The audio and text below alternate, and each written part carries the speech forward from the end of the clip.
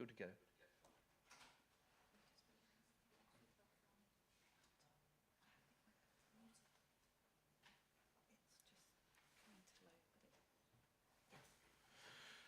Thank you, and good morning and welcome to our June meeting of the Flood and Water Management Scrutiny Committee. I am Councillor Tom Ashton, the Chairman of the committee, and to my right is my Vice Chairman, Councillor Susan Nutman. Welcome likewise to those people watching the meeting online and those joining the meeting online likewise. I will remind you that all comment will remain accessible and the recording will remain on the County Council's website. There is no planned fire drill this morning. In the event of the alarm sounding, we will need to leave through the rear doors and reception to the front car park. Please ensure that mobiles, laptops, etc. Are silent for the meeting. We'll move on to the formal part of the agenda, which is apologies for absence and replacement councillors. Thank you, Chairman. We've received apologies from Councillor Helen Crawford and Andrew Higgs. Thank you very much. I mean, I'm very pleased to see that we have got a good turnout this morning. Unfortunately, some of our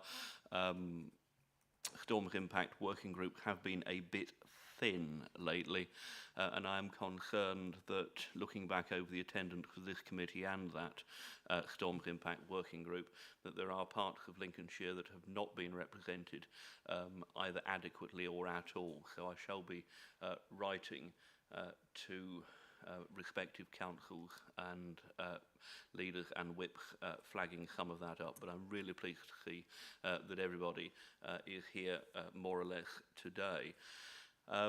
That takes us on to item 2, which is the declaration of interest. Does anybody have any declarations of interest? Seeing nothing, if anything does come up, by all means wave at me. Item 3 is the minutes from our last substantive meeting of this committee, which was held on the 19th of February. And that to confirm the minutes on pages 5 to 13 of our pack. Councillor Bunny, please. Thank you, Chairman. I'd just like to refer to page 8, I think it is, where we have third bullet point down there, some residents have expressed dissatisfaction. I'm just wondering whether the word some really adequately describes the number of people that I certainly have come across, and I think other councillors as well. And I just wonder if we would be better off putting many, because some just rather suggests a few, whereas I believe it's quite a major issue in the area. I'm quite happy to take that amendment. And Councillor Vaughan, please. Thank you, Chair. It's just the minute 25 on page 9. It's about the EA, and it says there's been sort of 13 breaches on main rivers. I wonder if it could be updated how many has been repaired. And also further down on page 9, some IDBs have put some claims in for flood stations because of the floods. Have they been reinstated or claims been accepted? And my final one, which is not on this minute really, is I wonder if anybody here or the EA could tell me when the Witham was deseated or when is it going to be done? Thank you very much, Chair. Thank you, Councillor Vaughan. Unfortunately, the Environment Agency aren't able to join us because they're citing the pre-election period as a reason that they can't attend this kind of public-facing meeting. I am sure we can pick up on Chiara. Thank you very much. Any questions that are raised today that are pertinent to the role of the Environment Agency will be taken back, and we will liaise with them and provide responses. Thank you. Thank you. That was the request I was about to make. Yeah, and we have IDB updates later on the agenda. Councillor Fleetwood. Yes, just picking up on Councillor Vaughan's comments. Last October, the River Witham at Fiskerton had 2 fairly severe slippages on it, and as far as I'm aware at the moment, there's just been an indication of when they might or might not be fixed. The EA have told me directly before Christmas, which I don't find wholly acceptable. Okay, we're in a period of purdah, and that's the reason for having things cited to us. So perhaps on July the 5th, we'd like to, as a committee, probably receive an email from the Environment Agency telling us exactly what they are intending to do and not have to wait for the next meeting. Thank you. Could we ask that the Environment Agency send us the report that they normally would do at this meeting? They can send it to us after the 5th of July, and picking up on those particular points in respect of the River Witham and the breaches. If they could update committee on that, that would be really helpful. For the record, this is recorded. Thank you. Councillor Baxter, please. Thank you, Chair. Good morning. On page 8, I think the 5th bullet point down talks about Tallington and the Flood Partnerships manager agreeing to pass the matter on to the relevant network manager at Anglian Water. Can I ask what action has been taken as a result and what result there's been? So I'll cover Tallington in my update. Do you want me to go on that now, Councillor Ashton, or wait for later? No, let's just do the minutes for accuracy and we can pick those bits up later. So with the amendment of some to many at bullet point 3, item 4, page 8, are we content with those minutes? Councillor Beale? Thank you. Just can I add in the River Welland sort of an update from the Environment Agency? We know that initially there was asbestos found. Then apparently because of nesting birds, etc., one is somewhat concerned that there will be something else that will delay that. Obviously, they've had to lower the water level, which has affected the Spalding boat, taxi boat. It just seems to be never-ending. I look forward to their update on July the 5th. Thank you. And while you're speaking, Councillor Beale, are you moving the minutes, please? I'm happy to move the minutes. Thank you. Yes, thank you. Seconded, Councillor Skinner. Agreed. Thank you. Thank you very much for that. So today's agenda, we have representatives from the Environment Agency. Representatives from the Environment Agency, as I've already said, are precluded from attending meetings. However, we do have an update from on behalf of Lincolnshire's Internal Drainage Board, which, as I've said to you previously, I intend will be a regular item on our agendas.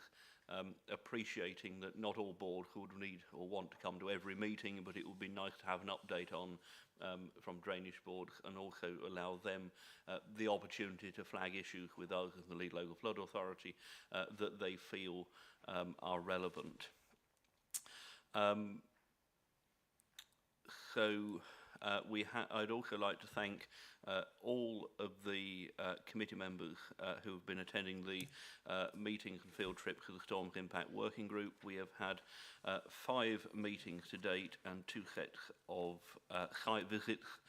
I would like also to record my thanks to all of those who have taken the time to meet us, particularly the people in those communities that have spoken to us, and local county councillors, particularly Councillor Gray, who facilitated with Horncastle, and I know others have done likewise elsewhere.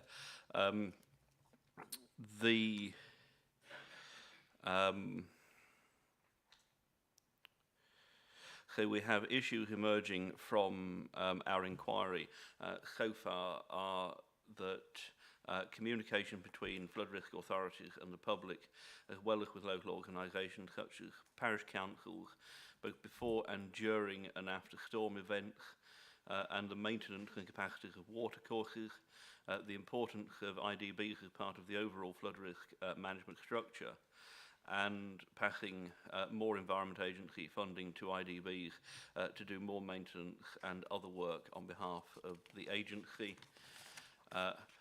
and the capacity of foul water sewers. So that's just a run through of some of the things that we have been talking about so far. Further to that, from Grateford Parish Council, those of us that visited on the 8th of May will recall that the Parish Council was seeking a further meeting with the Environment Agency, and that members of this committee would be welcome to attend and observe should we wish to do so. I can confirm that I'm advised, sorry, that the tentative date is 2 p.m. on Monday the 8th of July at Grateford Parish Hall. That's only a tentative date and we'll confirm as soon as possible, but if you'd like to pencil that in your diaries, it will be really interesting to hear from the Environment Agency in that debate. If you remember, there were questions around control structures on the River Welland through Gretford and a channel called the Gretford Cut, which connected that part of the Glen. Did I say the Welland? It's the Glen through Grateford, that connected that part of the River Glen through to the River Welland. So interesting points there. Further, our meeting today is being observed online today, I understand, by Will Barber, a senior engineer for the flood risk management at Leicestershire County Council. Will is writing a dissertation for his master's degree on local overview and scrutiny of flood risk management in the Midlands, and he may be contacting members of the committee after the meeting to discuss our scrutiny work. And finally, we are joined today by Councillor William Gray, representing Horncastle, who is in attendance for the discussion of item 6, which is the Section 19 investigation. So welcome and thank you for joining us at short notice, Councillor Gray. That concludes my announcements, other than to move on to Executive Council announcements. Councillor Davey, please, I understand, is joining online. Thank you very much, Chairman. I am indeed online. Since we don't have any EA people in attendance today, I thought I would just start by giving the members of the committee an update on the EA water situation report for the Lincolnshire and Northamptonshire area for May 24. So the most recent water report for this month highlights that Lincolnshire and Northamptonshire area received above average rainfall of 63 millimetres in May, which was 124% of the long-term average, of which 56 millimetres fell in the last 2 weeks of the month. This is now the 9th month in succession with above average rainfall. It has been the wettest September to May period across Lincolnshire and Northamptonshire since records began in 1871. Mean monthly flows across catchments range from 127% to 314% of the long-term average, which were classified from above normal to exceptionally high for the time of year. In response to above normal levels of rainfall across the area, groundwater levels remain high. At all sites with data, groundwater levels were classified as normal to notably high for the time of year. I will now, Chair, move on to some comments from myself in relation to our role as lead local flood authority and our role as the county council in these matters.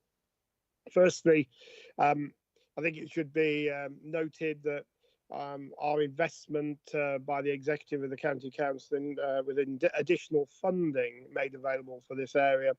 We've successfully recruited 4 new members of staff into the floods and water team, and this is going to aid in making the team and the authority more resilient to dealing with future challenges that flooding is likely to bring. And this has obviously taken place since the committee last met in February. Moving on to Section 19.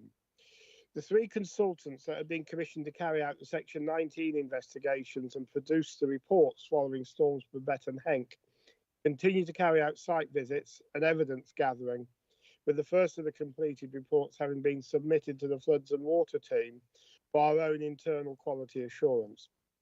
As previously reported to this committee, the number of investigations and affected properties is on a scale which we have never previously experienced from storm events, and this has had a devastating impact across the whole of Lincolnshire to individuals, communities and businesses. However, we are still on track to have all Section 19 investigations from the original commission piece of work completed by August, perhaps with the exception of some particularly complex investigations, for which these will be closely monitored. A further piece of commissioned work to capture those flooding instances that the authority have been made aware of since February, when we originally commissioned this work, has also now been incorporated into the work to be carried out by the consultants. with a target date for these further investigations to be completed by the end of September. Following the concerns raised by the publication of the reports by the Environment Agency into the operation of the flood relief reservoir at Horncastle, Lincolnshire County Council agreed to carry out an independent peer review of the approach taken by the agency to assess the validity of the findings.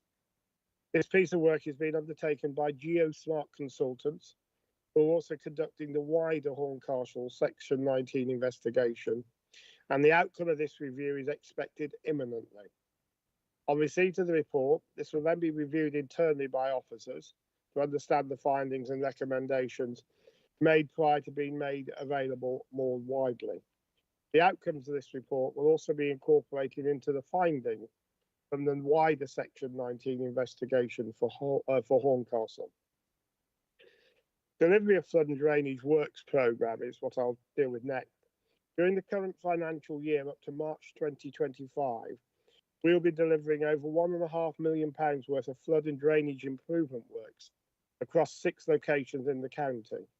These namely are at Brant Broughton, Hoff on the Hill, Kirkby-on-Bane, Long Bennington, Waddingham and Cherry Willingham. And this will collectively better protect over 80 properties from future surface water flood risk. This is in addition to smaller maintenance and improvement works being carried out across multiple locations by the Council's floods and water and highways teams. Further works and a pipeline of projects will be developed following the recommendations from the active Section 19 investigations, although discussions are already well underway in many of the locations affected to identify solutions both by LCC officers and our partner risk management authorities. And finally, Chairman, I just want to touch on some landscape scale initiatives. The County Council has always recognised the major importance of the environmental and economic status in Lincolnshire linked to the water resources and flood risk agenda. And as such, we continue to engage with our partners to ensure that the appropriate strategies are developed to manage the risks of flooding, both in the present day and into the future, to secure resilience for communities and for our core sectors such as agriculture, food production, manufacturing and tourism, protect against the impacts of climate change and sea level rise. Proactive engagement is taking place with regards to the Humber, the Lincolnshire coast and the Fens as part of these landscape scale initiatives. Evidence gathering of the risks to formulate baseline data continues across all of these areas, prior to developing a range of strategic options through a robust investment strategy, so that as a county we can be best prepared as possible for the future challenges a changing climate will bring. And I'd just finally like to close, Chairman, as we're in an election period and we'll have a new government after the 4th of July. Any new government is going to have to prioritise in a much greater way strategic investment into infrastructure related to water and flood management. It is no longer acceptable that we can spend tens of billions of pounds on investing in green technologies if we don't address the outcomes of weather impacts and climate change that are happening today. So we need an investment and a greater investment into this area than any government has previously made. And at the moment, I can't see where the commitment to that investment is coming from across the political spectrum. So I'll leave that there as a thought. And I'm happy to take any questions or comments from members. Thank you very much, Councillor Davey. I'll take questions. Councillor Clark, Councillor Baxter. Did I see you with a hand? Councillor Baxter, and then yes, Councillor Clark, please. Thank you, Chair. Councillor Davey, your presentation was more improvement and management. During the floods, residents were left on their own, unsure who to contact and what to expect from either the authority or any of the partners. How is the authority going to improve this situation to for the residents in future? Thanks, Councillor Clark, for the question. I'm not going to disagree with you. I think issues of communication in relation to information have been raised already during the Section 19 investigation work. That is going to be a message for all of us in local government, it's not just us, but how the Environment Agency, the drainage boards, ourselves, our role as lead local flood authority, and who actually is responsible for releasing information and advising the public during the emergency. So this has been an issue raised. You've raised it again, and thank you for that. And rest assured that it is one of my main considerations about how communications are managed in the event of an emergency. So we will have some answers, and I'm sure we'll debate those answers at this committee. Thank you. Councillor Baxter, please. Thank you. First of all, thank you to Councillor Davey for acknowledging the lack across the political spectrum of an adequate response to the impending catastrophe of climate change. It's good to hear the portfolio holder acknowledging that. Secondly, is there any update on the reservoir project, potential reservoir project, just north of, on the border of South K and North K? And I had a third, but I can't remember what it was. Let's go with those two. We can all come back to you.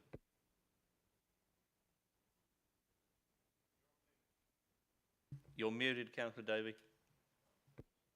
Thank you very much, Chairman. That's the first time this week. Firstly, I thank Councillor Baxter for his comments. You know, we have a challenging period ahead.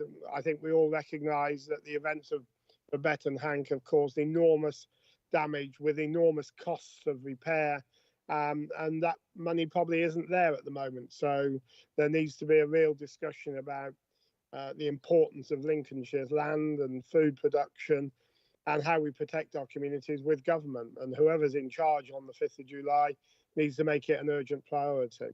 In relation to the reservoir, the project is progressing, as far as I'm concerned, at the pace it was intended to. I think our team in the chamber will be able to give you further updates. But as I said earlier, this country has failed to invest in the infrastructure we need. New reservoirs are an important part of providing the infrastructure for the future. This one is coming to Lincolnshire. We need to make sure we get the wider benefits of it, rather than it just being a reservoir. We need to make sure it provides tourism and leisure opportunities for the wider area. And that means working closely with the proposers of the scheme and making sure that they do the right thing in terms of its delivery.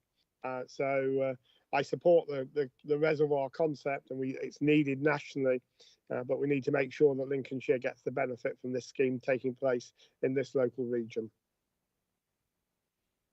Councillor Baxter. Thank you for the answers. The other question was about the blue pipes that are laid across the county and what's happening with them. I'm not sure if that's a question for the portfolio holder or for Anglian Water. It's probably for Anglian Water, Councillor Baxter, but I know a meeting is being arranged between members and Anglian Water to look at this issue. I think that's taking place in the next week or so. We'll have more there, but I'm sure if Anglian Water are in the chamber, they can pick up on that. Matt, do you want to pick that up in your Anglian Water update? Go on. So the blue pipes are in relation to our Strategic Pipeline Alliance project, one of the largest infrastructure projects in Europe at the moment, connecting groundwater, which is plentiful in Lincolnshire, to Norfolk, Suffolk and Essex, where we have a deficiency. Whilst they are there now, we appreciate they're a bit of an eyesore, and we'll do what we can internally to move at haste to finish the project. Thank you. Councillor Baxter. Thank you for the response, but nothing seems to be happening. Nothing's moving at all. So when will the haste start? I think from what Councillor David was saying, there is a meeting that's organised in the next week or so between the relevant parties to try and progress that, appreciating that while they are Anglian Water infrastructure, it's not quite the remit of this committee. But as I say, I'm sure that meeting will take place fairly quickly. Councillor Baxter. Sorry, Chair. I thought I was at the... First of all, is it a public meeting? This is a public meeting. Yes. Yes, but the meeting that's taking place over the next week, is that a public meeting? And secondly, I thought I was at the Flood and Water Management Committee. If we're not talking about water management issues here, where do we have to go? I think we're talking about a pipeline infrastructure and an issue which is relevant to councillors that are concerned about the delays that that's taking. There is a meeting that I understand is organised. You'll have to take that up with Councillor Davey and with officers separately to this meeting. Can I just say, Councillor Davey? to deal with this now? This meeting is a meeting between members, and I understand that Councillor Dilks and Councillor Baxter have been invited. I'm not sure whether their diaries would align, but I know Councillor Hill, the leader of the council, will be attending that meeting to voice his concerns, which members have already heard him voice in the full council chamber about what's happening in relation to this project. So that meeting is a meeting between members and Anglian Water, Chairman. Thank you, Councillor Davey. Does anyone else have any questions? I thought I saw a waving hand. No. Thank you very much, Councillor Davey. Do we have any updates from officers, please? Chris. Yes, just on the last point, Chairman, that meeting is due to be held on Friday. Thank you very much. Which takes us on to item 5, which is pages 15 to 19 of the pack, and that's the FENS 2100 plus adaptation strategy. And I understand, Chris, you're going to take us through this, please. Thank you, Chairman. Yes, and very briefly, because I will be taking the report as read. As Councillor Davies already alluded to, there are a number of strategies and programmes in play, looking at adaptation, trying to look at the risk across the region, to the dangers of climate change and the effects that will have on our landscape at the landscape scale. FENS 2100 Plus is one of the 3 sort of major EA directed generally programmes alongside the Humber 2100 Plus and the Lincolnshire 2100 Plus, which covers the open coast from Tetney down to Gibraltar Point. And then looking at the coastlines and the catchments and the areas affected by water particularly, and how we're going to have to accommodate change and how our investment looks to combat that climate change. FENS 2100 itself was launched last year, 2023, and is based over an area which you'll see on page 16. So it doesn't include sort of the fenland areas west of the coastline or the areas around the Ancombe. They're picked up separately in the other 2 schemes. And obviously looking at the long-term value for money investments, they're going to be required to protect both communities and the economies in the area. For the fenland area, obviously one of the major elements of that is going to be around food production and the agricultural sector, but wider business concerns as well, and looking at how that investment will look in terms of trying to combat climate change at an area of land which is, as stated in the report, generally below 6 metres AOD. And the risks are significant from the major river networks in that area, particularly for the agricultural sector, but also for communities generally.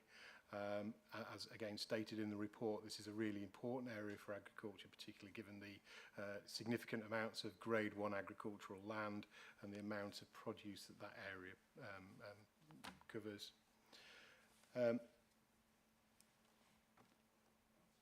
This is a landscape scale project, so it will be looking wide. It won't be just specifically looking at those individual catchments. It will be looking across those and how they all interconnect. And the investment plans that will sit behind it, if you look on page 17, there are the major key deliverables, 4 key deliverables. So adaptation, investment, decision making, framework at a landscape scale. So as I say, looking at that landscape area and how that adaptation investment is going to look, looking at the cost and how that'll develop, how that will move through the investment adaptation pathways, looking at where it needs to be prioritised and providing some guidance as to how that will shape. Before all that can take place, we do have to obviously set down the baselines of where we currently stand to make sure that we are looking at this in a proper and sensible way. And then over the next few years, 27 to 33, looking at that catchment level investment plan, looking at the scale of that and how that's going to, what the costs are going to be and how we can deliver it. The progress thus far is really been in the setup phase. As I say, this is really only an overview report, and as we move through the process between the various risk management partners, the reports will be brought back on the individual elements of it, such as the demonstrator projects at the Lower Witham, the steeping, and on green credit, but also looking at those assets and network studies, the investment studies into the tidal limits, and the Denver Asset System Scoping Study. I'm afraid I don't know exactly what that covers, and our colleagues from the EA aren't here. Perhaps guide us on that one. Ultimately, this will develop a partnership investment plan, and that will, again, looking at those current and future landscape scale, flood assessments, current and future asset vulnerability to climate hazards, and the adaptation works that are going to be needed to cover it.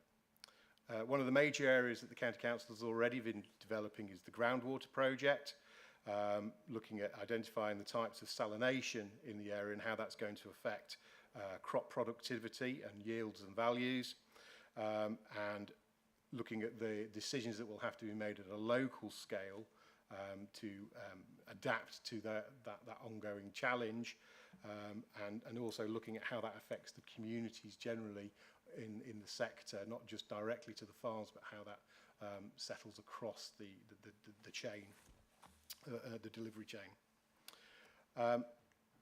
As I say, a lot of this is work in progress, and we will be picking these up as individual reports as we go forward. But as an overview, that was the report. Thank you very much, Chairman. Thank you. Colleagues, Councillor Baxter. Thank you. We're talking about an investment plan, but I can't see any numbers or pound signs. Are we likely to by 2025? That's the process that's underway, Councillor Baxter. This is a report just to set out that that's what the work that's ongoing at the present. So no direct figures as yet. Do we have any idea of the scale of figure that we might expect for the whole project and also for the County Council? Is it something that we need to take into account in the budget setting process for next year? I don't have those figures today at my fingertips, but I can always get back to you on that one.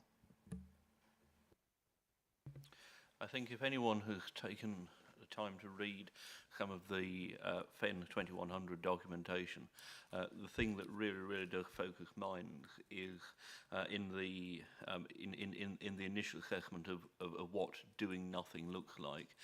Effectively, if the pumps and drainage in the FEN stopped, then within either somewhere around 7 to 12 years, the entire basin between Lincolnshire and Cambridgeshire fills up with water. So I think that really does begin to concentrate minds on the scale of the challenge and the absolute necessity, economic necessity, of making sure that we have that resilience. Just picking up, does anyone else have any further question for Chris on FEN? Councillor Skinner and then Councillor Clark. Thank you very much, Chairman. I just wondered if the mooted barrier project across the Wash, whether that has been considered, although it's not very popular with Natural England, etc., it would provide a very good way of controlling water. And I know there was somebody that was very keen on doing it, but it's all gone quiet this last year. Thank you. I'm not sure if Matthew would be able to add any extra on that on this, but as far as the County Council is concerned, we're in a position of neutrality still, because as far as we're aware, the project hasn't provided any of the facts and figures we requested nearly 2 years ago. So as such, we don't make comment on it. In terms of the FENS 2100 plus, I don't believe it's been discussed yet, Matt, has it, as part of that project? So that's something we can take back into it.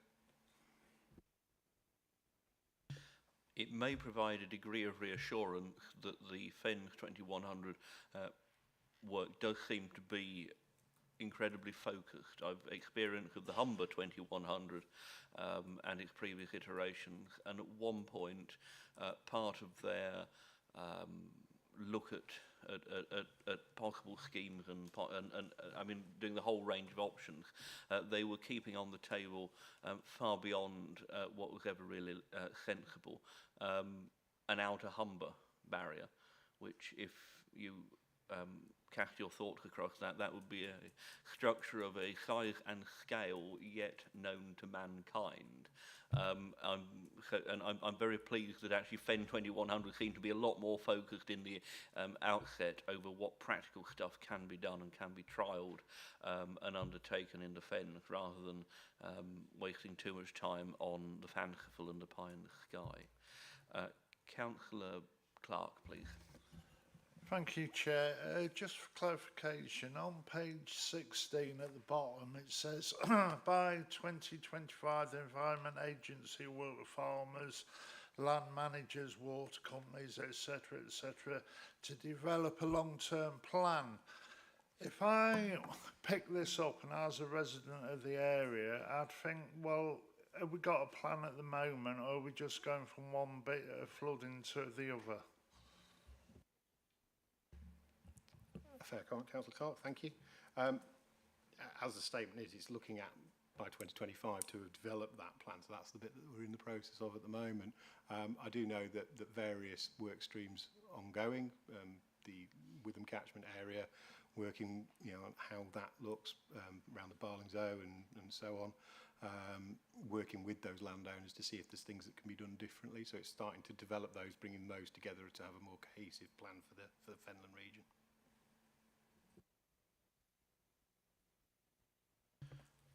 Thank you. Any further questions and comments on FEN? Just something that, just to draw members' attention to, as I'm understanding the section on the map on page 16 there, that's the steeping catchment. This, I think, has been taken out of FEN 2100 and will hopefully be put with the Lincolnshire coast equivalent of this, appreciating that it's not quite the same as the rest of the Lincolnshire and the Cambridgeshire Fenland in terms of its character and its nature. It's effectively a low-lying coastal area rather than the inland fens to which we're more used to. Seeing no one else, thank you very much for that update. Chris, this is clearly going to be one of those projects that comes to us with a degree of frequency. Given the length of time that it's going to take to progress through. And hopefully for us in Lincolnshire, the work that are looked at around the Lower Witham strategy will be of particular interest and benefit to us all. That takes us on to Item 6, which is the Flood and Water Team update, the Section 19 investigations. Matthew, please. Thank you, Chairman, and good morning, everybody. If I may, I will take the paper as read, but I will just pick up on a few pertinent points throughout the report just to bring to your attention. So I will start with the Section 19 investigations, and I will deal with those first that are pre-Storm Babette. So these were the investigations that still sat with us in the team prior to the 20th of October of 2023. So there were a small number of reports that were still active, both from 2022 and 2023.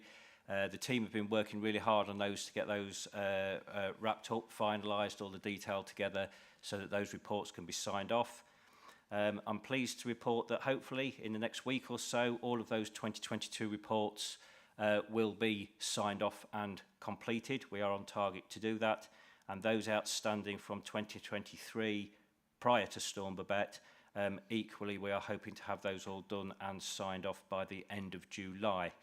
On that basis, there will be no outstanding Section 19 reports that we have on file or are aware of prior to Storm Babette, so everything will be up to date, which is pleasing to report and something that we've been working really hard to achieve.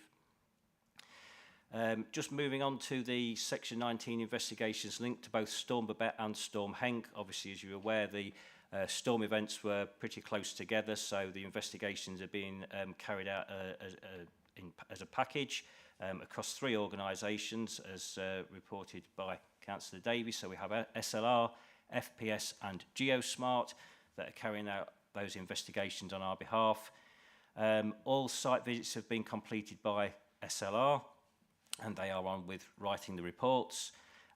FPS, there are 34 properties that have been visited so far. They have further site visits to carry out between the week commencing the 17th of June. Obviously, that's now passed since the report was written, through to week commencing the 5th of August.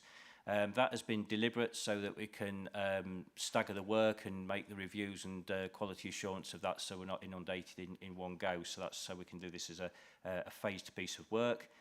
And then GeoSmart, all site visits have been completed for the initial batch of work that they were issued, which was 34 investigations covering 235 properties. The additional piece of work that GeoSmart have been commissioned to undertake are the 37 investigations covering 48 properties, which are those that we have been made aware of since the original piece of work was commissioned in February. So that captures those additional affected areas and properties since that piece of work was commissioned. That is scheduled to be completed by the end of September, so 1 month after the main batch of Section 19 investigations. Just a caveat, and as highlighted by Councillor Davey, obviously the complexity of the investigations can vary, so there may be 1 or 2 that are slightly more complex that could go beyond those dates, but it's hoped that that will be a very small number indeed, and most will be completed by the target date that has been set. We are receiving investigations back now from the consultants. The large proportion of the work that they have been undertaking is obviously the evidence gathering, the site visits. There's been a huge amount of evidence that has been passed to ourselves in the Floods and Water team, which the consultants have been aware of. That's both from members of the public, from partner organisations and so on and so forth. So the consultants have had all of that information to gather, and they are now on with the report writing. We've had 26 completed reports back to us so far, and then the pace of those will now increase as we work towards the end of August. And they're going through our own just internal quality assurance within the team, just so we can sense check those and just go through them prior to them being issued out more widely. One of the other pieces of work that Councillor Davey touched on, which I will just reiterate, is there was a lot of interest in Horncastle following the publication of the Environment Agency report into the operation of the flood relief reservoir, and it was agreed that Lincolnshire County Council would arrange for an independent peer review of that data from those reports to be undertaken, and as Councillor Davis said, we are expecting that report back imminently. So once that is received into the team, we will just obviously have a read through, just get a feel for what that report is suggesting in the sense of recommendations or anything different, and then that will form part of the wider Horncastle Section 19 investigation. So overall, the investigations are progressing, still on time as we stand, but obviously that is being closely monitored within the team and will be kept under constant review. Just to quickly move on to the Property Flood Resilience Grants. So this was something else that came out of Storm Babette and Storm Henk, where as part of a series of grants that were announced by government, and they also announced £5,000 funding to be available for property flood resilience to people who had been affected by those particular storms. That grant money was to be administered by lead local flood authorities, and that's what we are doing in Lincolnshire County Council. And we're working closely with 2 property flood resilience contractors, RAB, who are doing the survey part of the work, and White House Construction, who we have commissioned to carry out the installation measures. So the number of properties that we are dealing with in the county is a huge challenge for the PFR industry as a whole to deliver within the time frame that has been set out within the DEFRA government guidance, which is to have it completed by May 2025. We have been having discussions direct with DEFRA to express concerns in the sense of the timescale that is available to us to try and achieve some meaningful actions and certainly the installation measures for those people who have approached us to try and take up the grant. DEFRA have taken that away. It's fair to say that in Lincolnshire, DEFRA have made it clear that we are ahead of the curve compared to many lead local flood authorities, and they are using ourselves as an example of how this process is working. So we're continuing those very close discussions with DEFRA to monitor how this is going. Clearly, we want to deliver as much as we possibly can for those who have been affected, and that's why we're having those discussions. I am also pleased to say that White House Construction now are gearing up to deliver the first batch of installations to those properties that have expressed an interest and had their surveys completed. So that is a positive step. And then finally, just to make you aware of an update on our capital flood risk programme. Again, apologies, but I will repeat, just from what Councillor Davies said, we have some schemes in the pipeline here that will better protect 80 properties over this coming financial year, over £1.5 million worth of work, and myself and the team are working hard to develop a pipeline of projects to either to be led through Lincolnshire County Council or in collaboration with our flood risk partners over the coming years. And of course that will be kept under review as the recommendations come forward from the Section 19 investigations following Storm Babette and Henk, where we will react to those recommendations and obviously consider works as appropriate following those. And at that point I'll leave it there, Chairman. Thank you, and take any questions. Thank you very much. I've got Councillor Fleetwood indicating, but I'm going to invite Councillor Gray to come in at this point, just appreciating your issues in Horncastle, please. Mr. Chairman, thank you very much for that, and thank you for allowing me to speak. Yes, we've been hearing about Geosmart, and Geosmart are the organisation that are carrying out the Section 19 investigations in Horncastle. Of the 235 properties that they will be looking at, 159 of those are in Horncastle and the Keels that are actually in my ward. So that's a huge figure. There's 147 dwellings there and 12 businesses. I have been concerned actually that some of the business premises which are still closed because they were so badly affected by flooding in the town centre don't appear to have been included in the Section 19 investigations, but from what I've just heard, from Matthew, there's obviously going to be some additional ones. So hopefully in those additional ones, those businesses will be included, because I can just think of one immediately. Shakespeare's Restaurant on West Street was completely flooded. I went in the property, it went to my knees. So I was up to my knees in flood water.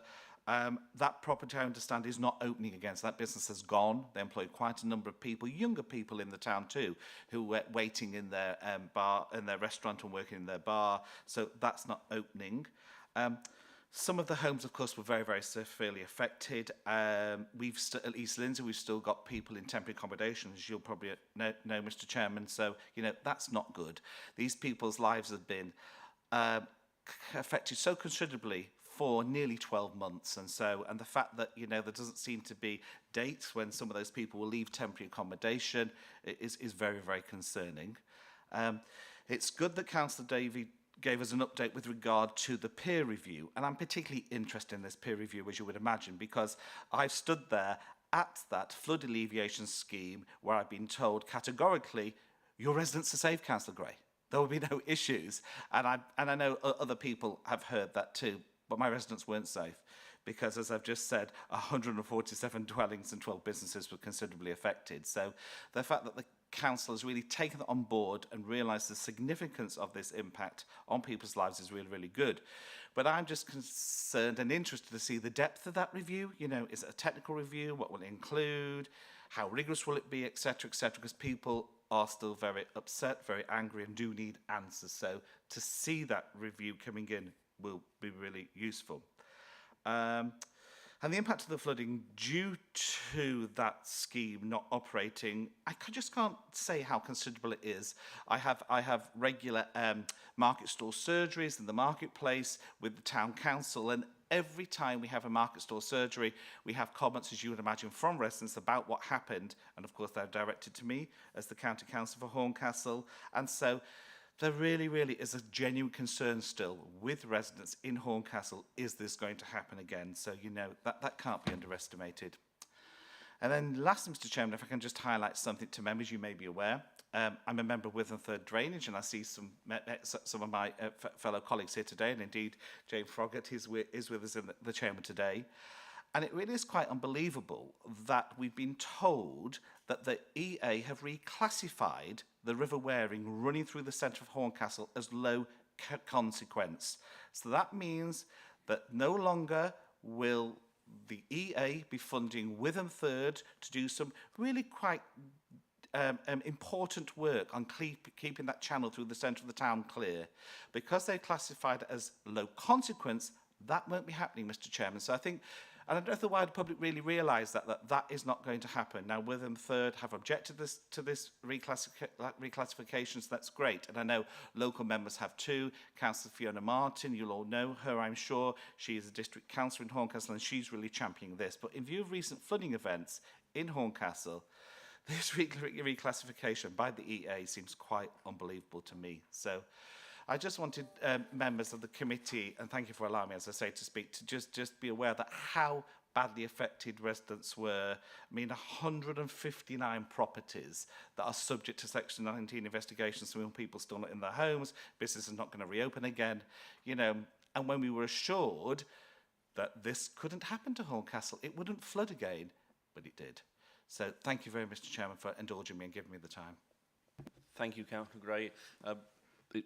Your comments and input are greatly appreciated, and I'm sure members around the chamber will have similar experiences in their own divisions. Certainly from my own perspective, representing Tattershall and Coningsby, the breach in the River Bain at Tomby Swan, there is currently not a single penny piece of funding to the Environment Agency, available to the Environment Agency, to begin to effect repairs, and no plans exist at present to effect those repairs.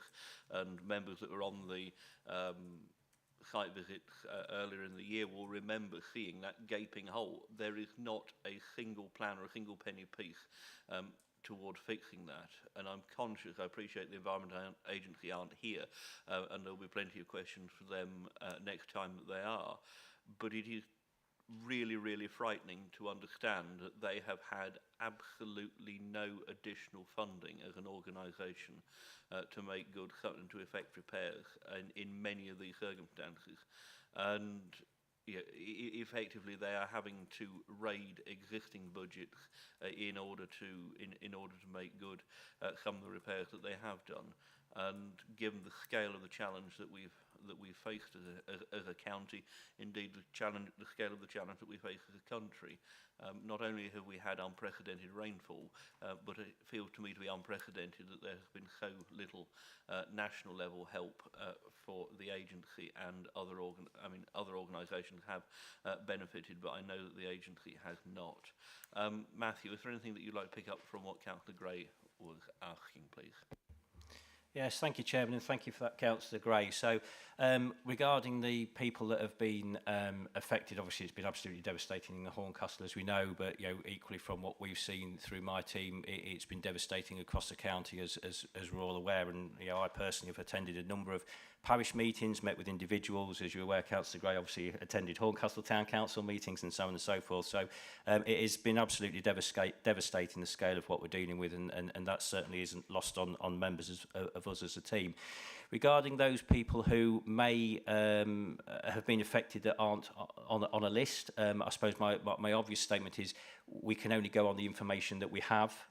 If that hasn't been made aware to us, obviously I can pick up with you outside of this meeting. We will make sure that we have everybody on our list. I would rather know about somebody 2 or 3 times than not at all. So we'll make sure we've got that information from you. And just on a general point on that, I would say it isn't too late for anybody to make us aware of anybody that has been affected, because whilst the Section 19 investigations are ongoing, we can make sure data is continually fed in at any point and taken into account with what we might look at doing in the sense of recommendations.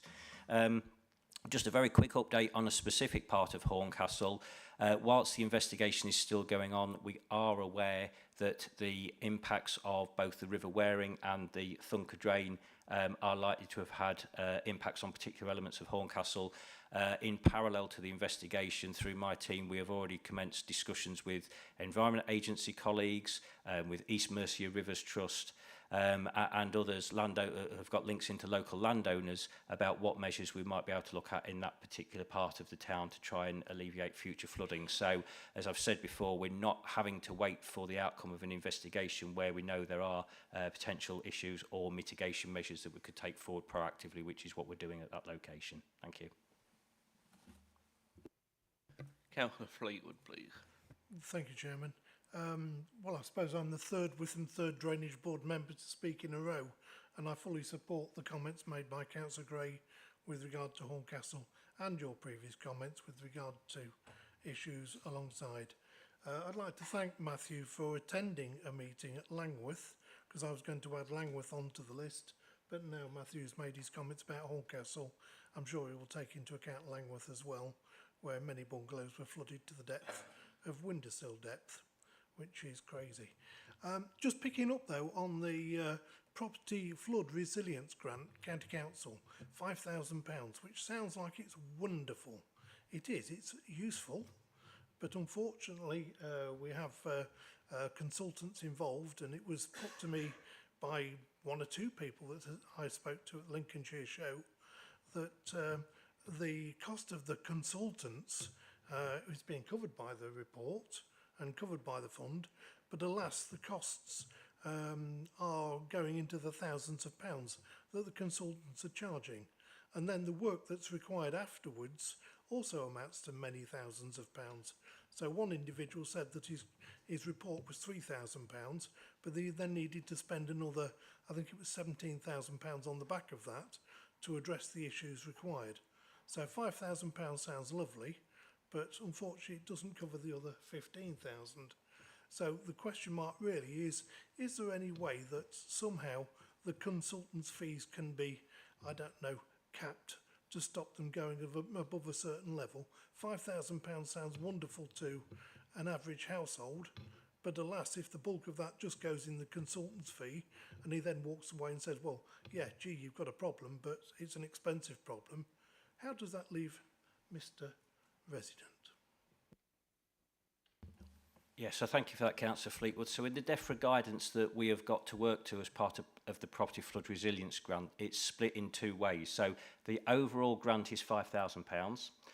Part of that is for survey fees, and that is capped at around about £800. The remainder is what is left is then for physical measures to be installed on that property. So that is what the money is spent on. It's all capped. All of that £5,000 is going to the survey fees, which have to be undertaken as per the DEFRA guidance, and whatever then can be installed with the remaining money. Now, we absolutely recognise that does not leave a lot of money for those people that have been affected in a particularly bad way. That will not fully protect their properties with property flood resilience measures. And in fact, that is actually acknowledged by DEFRA in the guidance as well. It is to show a commitment to better protect that property, not necessarily fully protect that property. I talked earlier that we've been in discussions directly with DEFRA about the administering of the Property Flood Resilience Grant.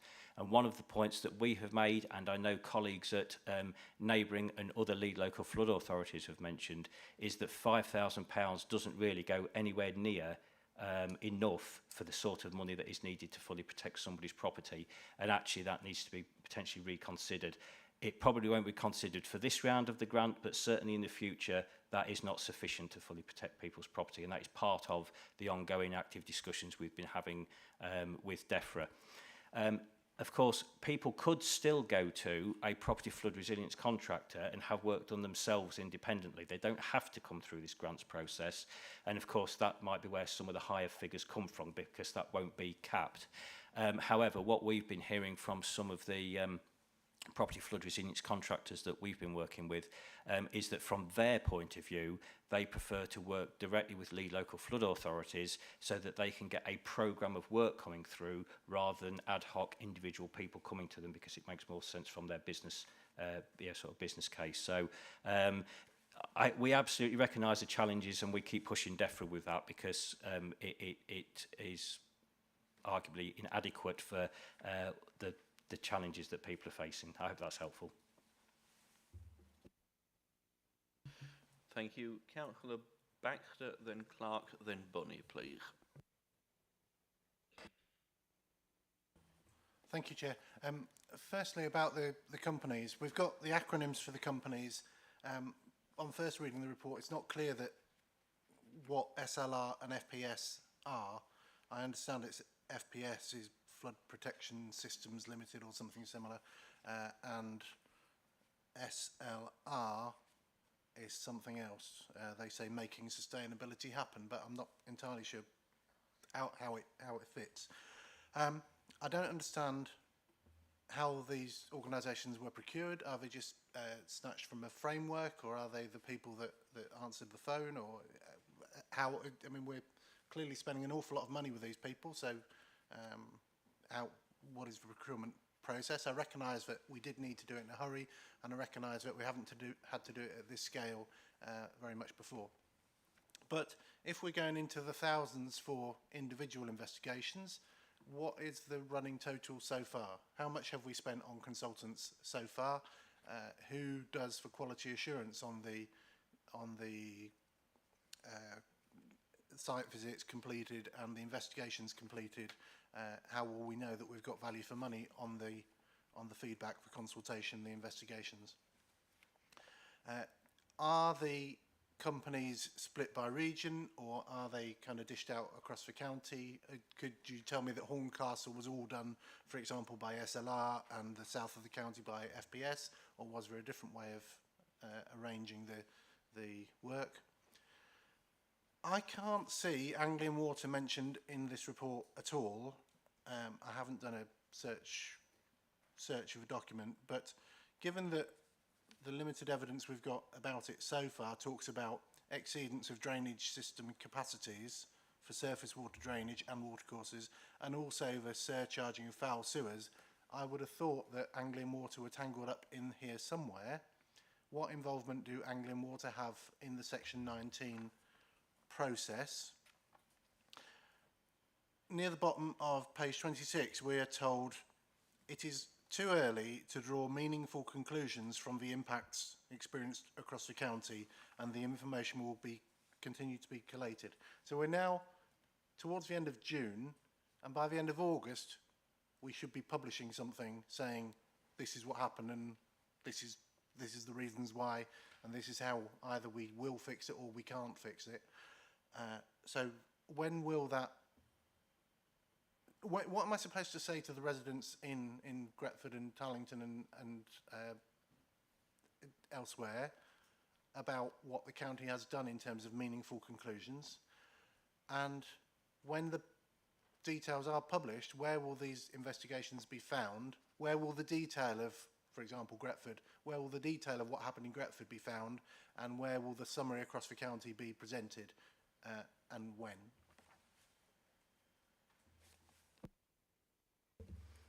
Thank you, Councillor Baxter. So, regarding the procurement, we, as the team, work closely with our procurement team within Lincolnshire County Council to go out via a framework of contractors that could deliver this work for us, contractors that had previously delivered Section 19 investigations for other lead local flood authorities around the country. You're quite right that on this occasion we were kind of forced into this situation to be able to come out with the recommendations, which is largely what people want to see, in a timely manner. The sheer scale and numbers that we've got, dealing with those in the small team that we are, would have taken a huge amount of time. So this was about getting some answers in an efficient and timely manner. So we work very closely with our procurement team here at Lincolnshire County Council, very mindful that obviously we wanted value for money as well, and there was a range of consultants and contractors that we could choose from, and we went through due process with our procurement team to award the contracts to these, and also based on some of their previous experience. The consultants have been dealing with areas and partly some catchment areas, so they've not been working ad hoc different areas across the county, so they have been broken down into areas to make it easier for them to come and look at particular areas in one go, so they're not south of the county one day and north of the county the other day. We have broken that down to make it more manageable for them. With regards to Anglian Water, they won't have been made aware of the recommendations as yet, but will be as part of our partnership discussions. The Section 19 investigations are ongoing. Not wishing to speak on behalf of Anglian Water colleagues here in front of me, but I'm sure they're very much aware as to where many of their issues are, irrespective of the Section 19 reports. But when they do come out, because there can be a multitude of factors, of course, that influence what happens, not just one source. So Anglian Water will be part of those joined-up discussions that we have to talk about what the recommendations are and what meaningful measures might be able to come out of that. So yet to happen in any detail. And that goes the same for all of our partners, where we look at looking at what we can achieve or what they might need to take forward themselves. The meaningful conclusions that you refer to, that was just to try and illustrate a snapshot of where we are now with some of the things that have come out of those first few completed Section 19 investigations that we have. Bearing in mind at the moment we've received 26 and there's 230 odd plus that are ongoing. Not well underway and ongoing, but still, yeah, there's 230 odd in total. At the outcome of all of those, we will then have really a picture as to what those recommendations are and also what some of the causes were. In truth, I think we all probably know that the exceptional rainfall, as Councillor Davey highlighted in his executive update, the wettest period, October to May on record since 1871, that is fundamentally going to be a key challenge that led to a lot of these things. What we need to do with the recommendations is then identify if there were any specific issues that may have exacerbated that, and that's where we come in the partnership discussions to look at those recommendations to take forward. You're quite right, as we sit here now on the 24th of June, to have these completed by the end of August, end of September, that looks tight. However, most of the time is taken with the site visits, the data gathering, the evidence gathering, making sense of that, and they are now on with the report writing, which is obviously what we all want to see. So at the moment we are closely monitoring that within the team, and we are still on track to meet that deadline that we have set, as ambitious as it is, and we've always been clear from the start that it is an ambitious target, but very clear that people want to understand what went on, what were the contributing factors, and what are the recommendations to come out of these reports. The reports themselves, as always, will be made available on the Lincolnshire County Council website, where there will be a summary of the causation of the flooding and the recommendations that come out of it. As I say, please be mindful that, as I've said before, for me, the Section 19 investigation is the start of the discussion. That's the understanding. It's what we then take forward from there as organisations to look at those recommendations and take something forward from there. We can, of course, if you've got any particular concerns, Councillor Baxter, or for any member, please contact us in the Floods and Water team. We're happy to discuss individual locations or cases where you may have concerns or residents, so we're more than happy to pick up those individual discussions.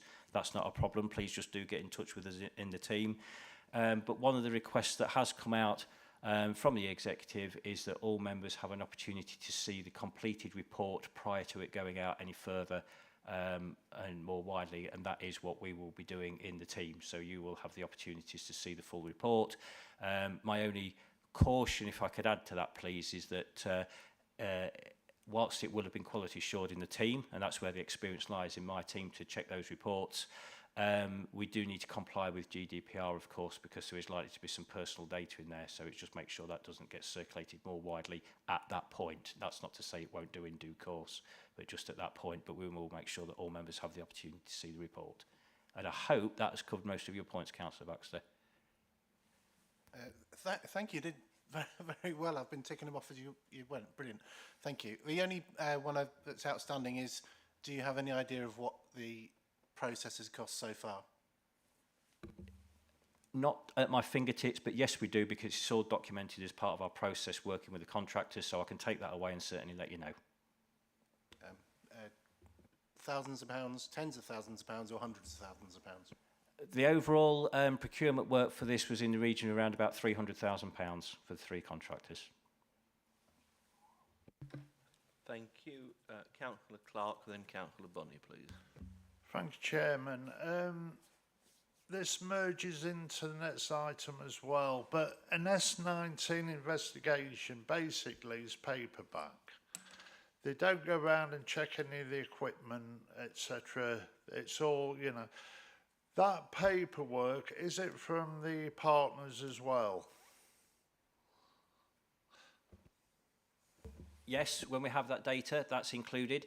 If it comes out in the recommendations that there's further work required or further work for a particular partner, then we will obviously make them aware of that and go through the report with them and make them aware of that report. But if the information is already there, that information is fed into the Section 19 investigation, yes. Right, I raised this issue because at a previous meeting with Matt Moore from the Anglia Water Board, I brought up the non-return valves. In fact, I think I bring them up at a lot of the meetings. I got instructed by the Anglia Water Board that they would send me information about which of the valves in my division that they've got responsibility for. I haven't received no correspondence, so either the Anglia Water Board haven't an idea which ones they've got responsibility for, or they're not interested. But either way, this doesn't help my residents, and it seems to me that when I have contact with the Water Board, they seem very good at shifting the blame, not giving me an answer. So I just hope that an S19 investigation, you actually do receive the correct answers. Thank you. Yes, thanks, Councillor Clark. And yeah, absolutely, these are all the sorts of things that come out in the recommendations of what we will make all of our partner organisations aware if there are recommendations that are pertinent to them. And we will try and facilitate those discussions within the team for any actions to be taken forward. I would just stress that ultimately, and as has been picked up in the working group when I did a presentation on the Section 19 investigations, we haven't got powers to force organisations to do anything under the Flood Water Management Act. We can only make the recommendations. However, in Lincolnshire, as you know, we do work closely with our partners to make sure that we have those joined up discussions. So, you know, I can't give promises as I sit here now that every flat valve will be looked at, because some of that will lie to colleagues in Anglian Water, but those discussions through the Section 19 investigation will certainly be had if that has been highlighted as part of the recommendations. Thank you. And Councillor Bonney, please. Thank you, Chair. I want to go back to pre-storm, Henk, etc., Babette, to the floods in 2022 in Market Raisin. I noticed that you say the report is imminent. When that comes, will that be, and I appreciate it will be online, but will you be letting members know, or local members know, that it's there so that we can ensure that we pick it up in time? Yes, certainly, Councillor Bunny, that's not a problem at all. I mean, this would go for any area, but you know, certainly very mindful of ongoing work that we're doing in Market Raisin with the modelling that you're aware of and the options appraisals and things like that. So it all fits into that bigger picture. So, yep, absolutely, that's not a problem. We will make you aware when it's available. Thank you for that. And if we're carrying on May the 26th, I think it was, Sunday, we had two quite intense storms in Market Raisin and Middle Raisin area, neither of which caused as much problems as we had at 22 or at Storm Babette, but actually were very near misses, very similar. And I'm just hoping that in time we can make sure that the Section 19 reports which come from pre-Babette for Market Raisin tie in with those post, because it does seem to me that a lot of the problems are similar in that area, and it's just where that rain falls which causes the issues. Then I notice on page 28 with your ongoing capital programme, you are obviously predicting for this year that we'll have some options and design work. I suspect that's what it means in the third column, and then proposed construction for following year. Am I taking it that that is proposed as where you would like to see it, and that there is not necessarily money yet set aside for that work? In respect of market raising and the funding, no, there is money set aside for market raising. We obviously haven't got any final figures yet because, as you're aware, we're still doing the modelling work and options appraisal and things like that, so that will vary. But no, there is funding available to do works in market raising, and the ambition is to carry out works as set out in that programme, because it is an area that we are looking very closely at. What those final works will be obviously is yet to be determined, but no, the funding is there and available. If I may, just to pick up on your earlier point about previous reports, obviously all reports are held on file and documented within the Floods and Water team and on our databases, and when investigations are carried out, we do look back at any previous Section 19 investigations from those locations to make sure that's taken into account with the current and ongoing investigations, and that has been the case with both Storm, Babette and Henk, that all of the consultants have been made aware of any previous instances of flooding at locations they visited. Just one thing on, sorry, just one thing on that. Is that time limited going back? Because I'm well aware that in a particular part in Market Raising in Deer Street, which the people have been flooded, I haven't knows how many times in the last 20 odd years, there is mention of previous investigations going right back to just around the 2000s, but no one seems to be able to locate the report. Is that correct? That may be correct, because we have only been conducting Section 19 investigations as Lincolnshire County Council since 2012, which is when we became lead local flood authority, and the Flood and Water Management Act came in, and that's where our duties started from. So our records only go back to 2012 when we became lead local flood authority. Now, of course, if somebody is aware of any previous reports, data, information or anything like that that might precede that and know who may hold those, whether it be a local authority or whatever, of course we will make inquiries to see if we can obtain that information and feed it in. But as data that we hold as Lincolnshire County Council, that only dates back to 2012 when we became lead local flood authority. Thank you for that. Colleagues, any further questions on this item? Seeing none, thank you so much for your presentation, Matthew. I think it's a genuine credit to you and your team, and also to the contractors that's been undertaking some of this work, that we are meeting that ambitious deadline that was set at the beginning of this whole process. Appreciating the sheer volume that the team is having to work through, it's also reassuring that the pre-Babette, the pre-Henk stuff is also caught up nice and tidily too. We are going to take a short break while we get the windows open in here, appreciating that it's a bit hot and stuffy. I would say, folks, take your jackets off, but most of you have. One item that I did omit on, or one thing I did omit on item 5, is that we were asked, or we should have been asked, that the committee support the FEN 2100 adaptation strategy and the progress of the work streams, including the groundwater salination work as part of the Flood and Coastal Resilience Innovation Programme. Just for a bit of housekeeping, do we have the support of the committee on that item?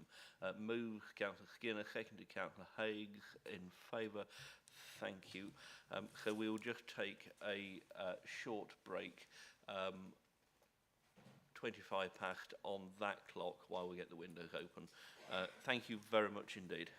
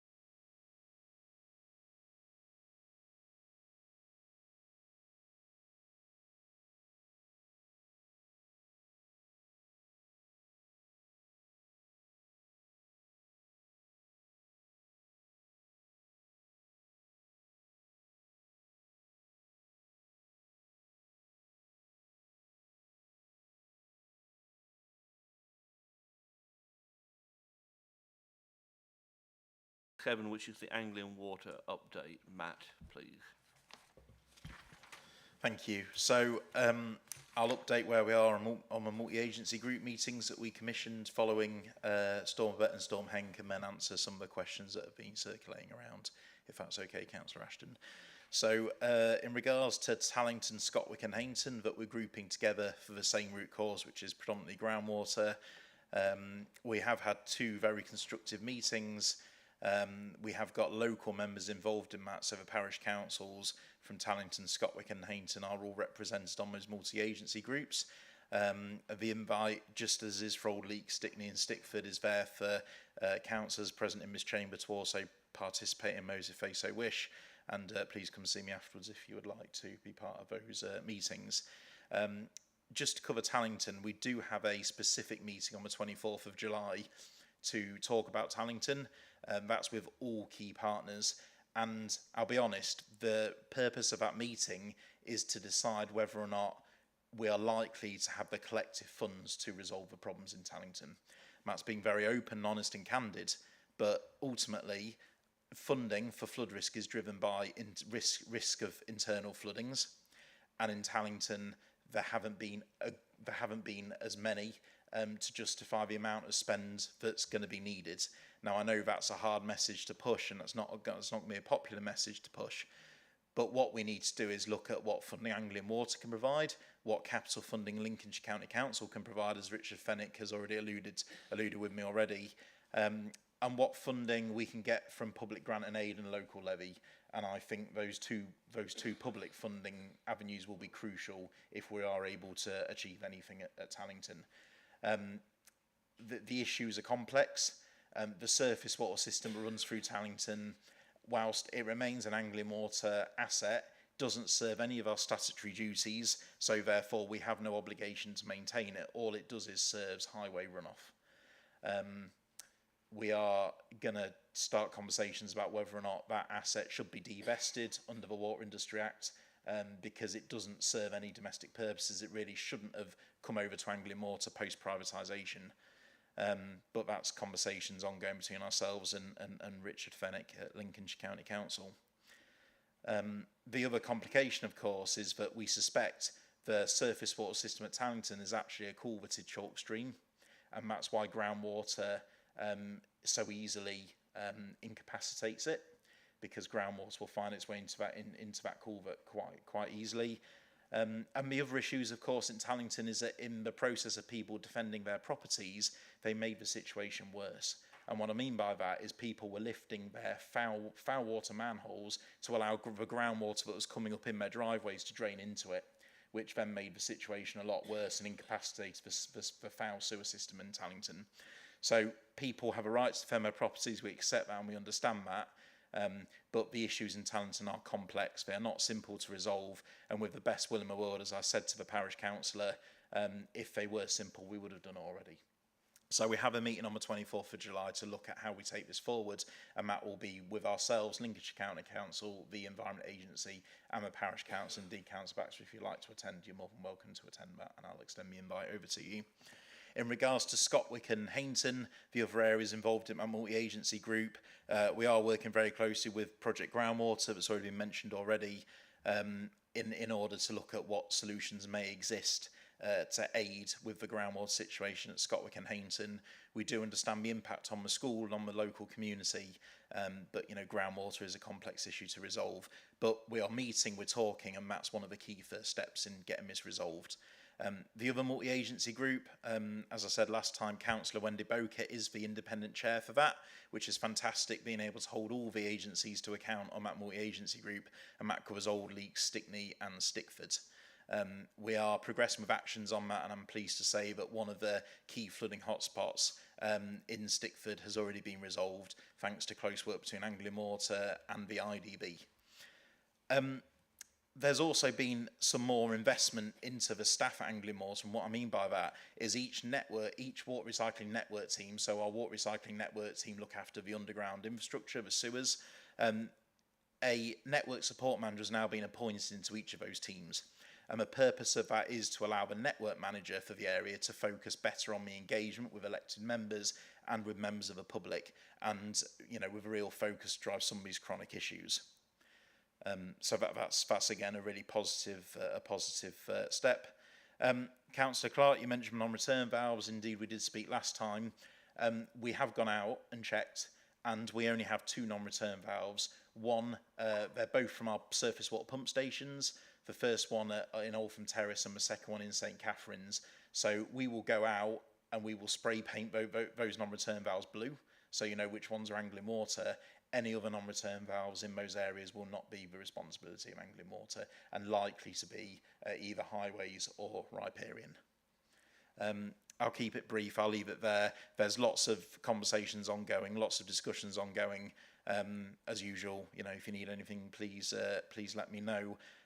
What I will do once again is I will forward our public engagement mailbox. So Linda, Grant and Emily, who deal with communications predominantly from elected members, are there to help you, to give you answers. All you need to do is reach out to them. So again, I'll share that email with Jess, and she can forward it around to elected members. If there is anything pressing in between these meetings, you can get that answer. Thank you. Thank you very much. Just picking up on one of the things that you were saying there, Matt, in respect of people letting flood water into your foul water system. Is there anything that you can and do to prevent them doing that? And is there any enforcement powers? Are there any? Do you have the ability to take action against people doing that? I appreciate this is obviously people doing their best to try and help their own situation, but it may very well be causing all manner of problem further downstream. And I can hear the argument, oh, it's only water. But if this was electricity, we wouldn't want people going up the poles and doing their own bit to help their community with a bit of wire or a switch. And I just wonder whether there's any opportunity for Anglian Water to take this sort of thing as seriously as that. So there is legislation under the Water Industry Act. We could take action if we wanted to. But it's that sensitive position between understanding a resident's right to defend their property, and also trying to help them look at the bigger picture. Indeed, when we did start talking to residents, when the parish council got involved, some of those residents who had done that didn't realise the impact they were having and did stop doing that. Some residents continue to do so, but there is legislation. I'll be honest, whether Anglian Water wanted to go down that route, I don't think we would in those flooding events. Never say never, but the appetite currently isn't there, I don't think. Thank you. Councillor Haigh, then Councillor Skinner, please. Thank you, Chairman. Mike, at our last flood and drainage meeting on the 19th of February 2024, that's 18 weeks ago, Councillor Andrew Haigh is still yet to receive a response to his question about the foul drainage at Church Lane, Silt Willoughby, following the floods. To date, no one has yet replied to him from Anglian Water, including yourself, something he finds extremely disappointing. So questions from this committee obviously don't mean very much to Anglian Water at times.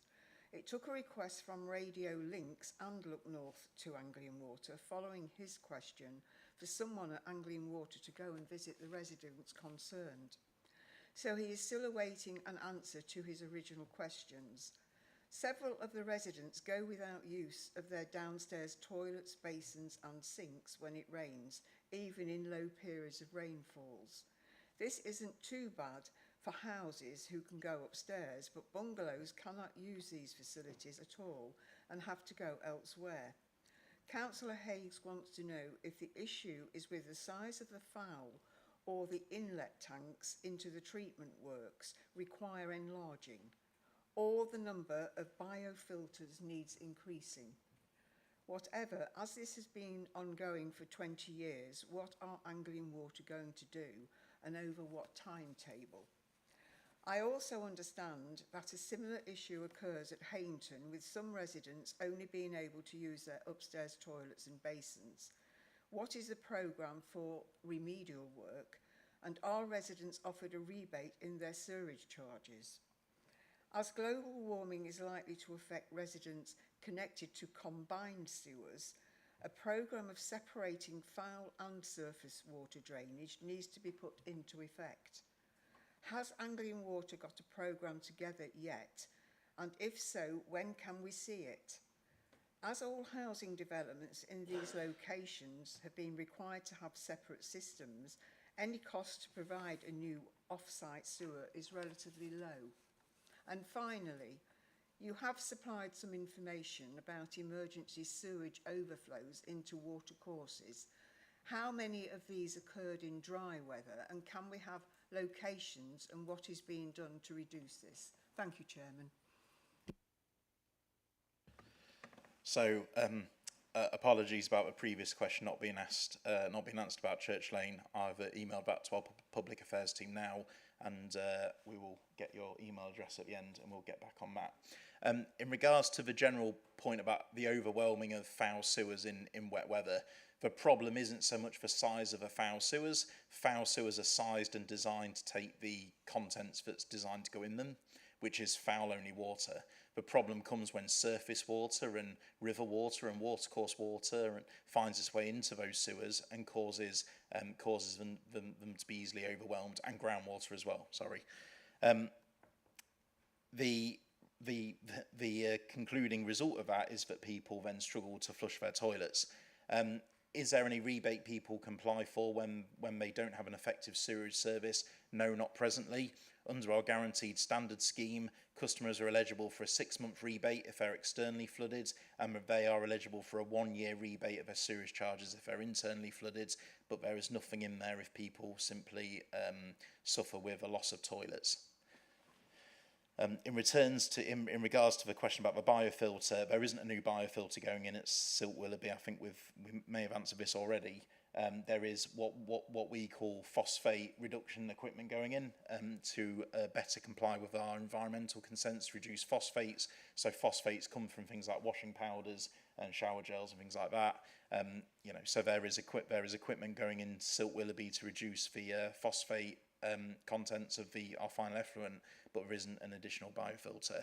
In regards to the separating of foul and surface water systems where we have combined networks, we don't currently have a programme in place to do that. Our focus is removing sources of surface water away from foul and combined systems. So things like looking at downpipe rainwater planters, looking at SUDS retrofit, so Sustainable Urban Drainage Solutions retrofit, and looking at removing those sources of surface water that actually get into our foul and combined sewer systems. So when we do get that rain, it operates just as it's a dry day and you wouldn't see the impact that people do now. Councillor Hayes, do you have anything else to come back with on that one? No, thank you. Just picking up on back on foul water, groundwater contaminating the foul systems through chambers and manholes. Do you have manholes that are able to seal against that sort of thing? Do you have manholes that effectively, when they're locked in place, that they're sealed and more or less waterproof? And are they in many locations? Are these things that you're installing? So you can buy sealed manholes. Manholes traditionally are built from brickwork. They're quite old. Nowadays you get the concrete rings that go up, but you can still get groundwater ingress in between those concrete rings and in between brickwork. What we can do is we can line manholes, and we do line sewer systems to stop that groundwater ingress. The problem is at Scotwick, over the last 25 years, we've spent nearly £2 million relining the sewers in Scotwick, and we still suffered terrible problems during Storm Babette and Storm Henk. So it just goes to show that whilst relining our public sewer is something we can do at great expense, it doesn't actually solve the problem, because customers' private assets are still unsealed, and groundwater will always find the next weakest point into that sewer network. The other point to add about this point is the wider argument around, our sewer systems are currently providing essentially an effective French drain for groundwater to get into. And whilst that does cause capacity problems in our foul sewer system, it stops that groundwater causing flooding problems elsewhere. if we were able to reline every single public and private sewer asset, that groundwater would still come out somewhere else, likely to cause blowholes in people's back gardens. So there has to be a wider discussion and conversations we're having with Matt's team already, and as part of Project Groundwater, about what we actually do about groundwater generally, and actually is the relining of sewer assets an effective solution to deal with, because whilst it solves our problems and allows people to flush their toilets when we get periods of high groundwater, it doesn't solve the root cause flood risk that groundwater is causing. Thank you very much for that. Councillor Skinner, please. Thank you very much, Chairman. You did mention Old Leak. The previous conversation is quite relevant. You did promise an investigation. So two things really. I'm quite happy to help if you have the meetings. The other bit is I would like to know, 18 weeks ago you said there would be investigations to where this water's coming from. I would like to know if you've started and what the likely outcomes are going to be. I've listened very careful to where water comes from, and we need to do it a bit more. But the last point I'll pick up, we all have, with phosphates, it's what we use in houses, in various different products. You don't have to use it. We all have a responsibility, and even after Anglian Water's finished with it, it ends up in our rivers, and we have weed growth that goes along with it. So we all have a responsibility. Thank you, Chair. So in regards to Old Leak, your participation in the MAG meetings will be most welcome, Councillor Skinner, and I will make sure our Public Affairs team sends you the invite. I made a note. In regards to the public survey, I think you're talking about the catchment survey we spoke about. So we did make a commitment to do that, I believe, in the next six months. That may well be expended 6 to 9 months, and the reason for that is a catchment survey is a labour-intensive piece of work. We used to outsource it. We don't outsource it anymore because we didn't like the results the contractor was giving us. So we do now do those in-house.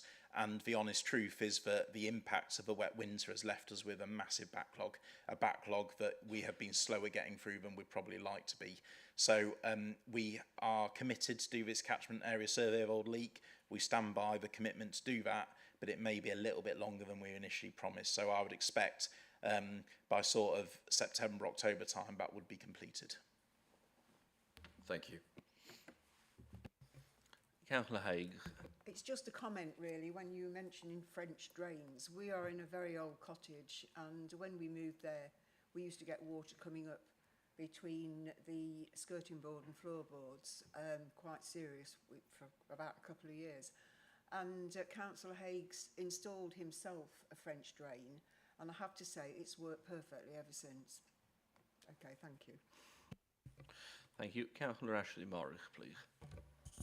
Many thanks, Mr. Chairman. This is sort of really a general comment. I'm sure relevant to each of you, but we hear a huge amount of what sound to me like buzzwords. I mean, one of my favourites all time is scoping, but we hear about strategies, investigations, this, that and t'other. And while I appreciate the mills of God grind slowly, they seem to grind remarkably slowly. And the public aren't reassured by this, and that's really what we're meant to be doing. I mean, even if they're reassured by being told nothing's being done, at least they know something.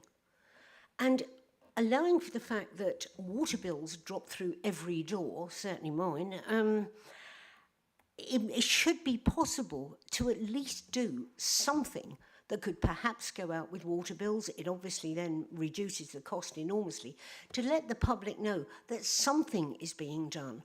Because I'm very fortunate being for Boston West, in people had their gardens were a bit wet, and that was it, which is terrific.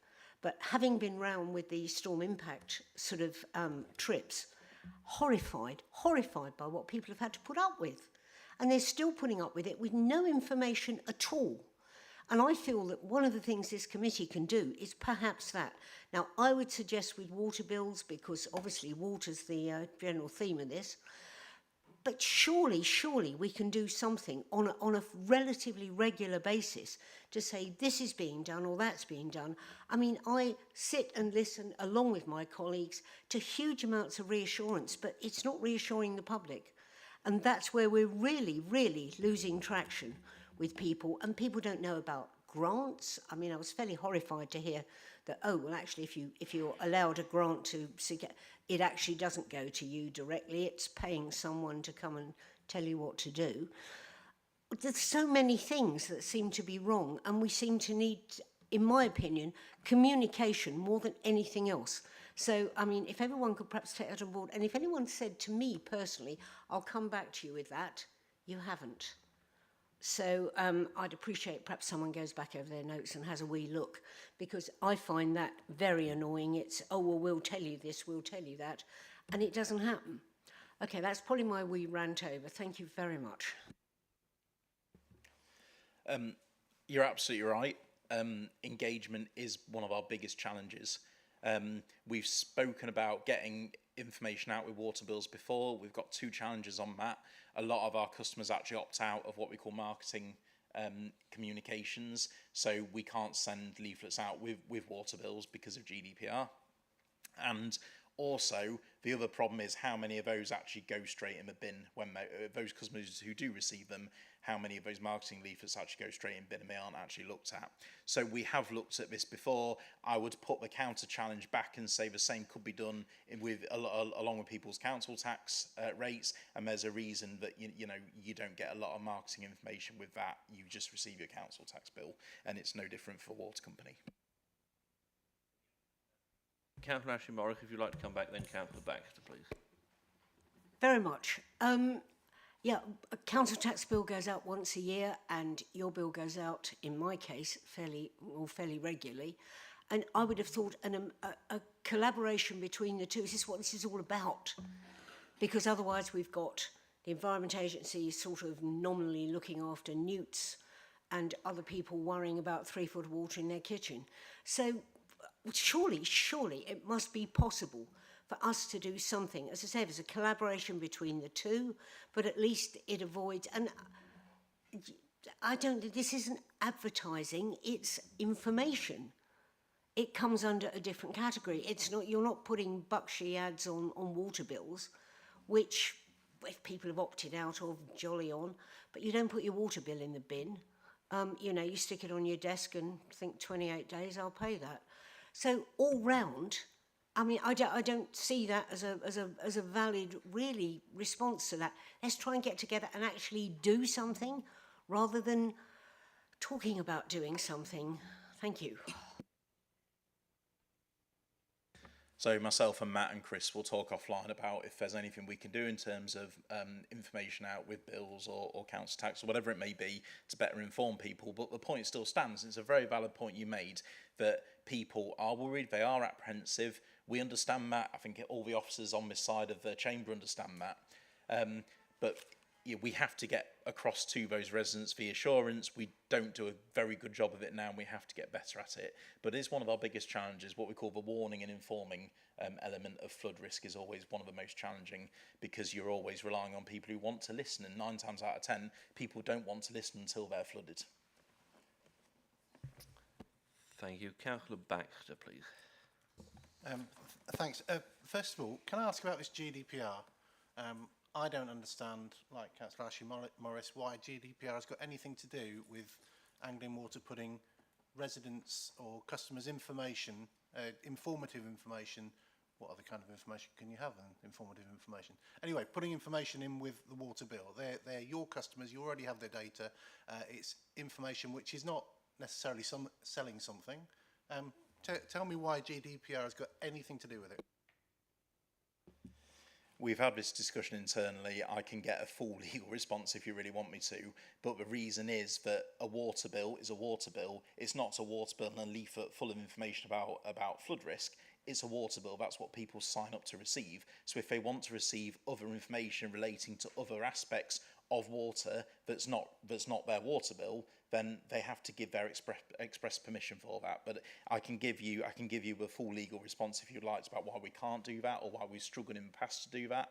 I can get over to you if you really want that. Thank you through you, Chair. Yeah, yes, I do, because I know you're not responsible for sending out each individual water bill map, but it's alongside Brexit and COVID as excuses of our time for not doing stuff that's perfectly obvious that we ought to be doing. In other news, thank you for the comments about Tallington. It is disappointing that after so many years of talking to Anglian Water and County, and some healthy partnerships in the past between the County and Anglian Water, that Anglian Water's suggested approach now appears to be, let's divest ourselves of the asset and let's get out of Tallington and leave the problem there. I know that's not what you're saying. I'm paraphrasing, but I hope that the meeting on 24th of July can be something more than a kind of a fire exit or an escape strategy for Anglian Water. It's a problem that is faced by, as you've said, people that are desperately trying to protect their houses. We wouldn't blame any of them for trying to find whatever means necessary to stop themselves getting flooded. And it must be about infrastructure. Yes, it's about climate change, but it's also about infrastructure, part of which is your responsibility.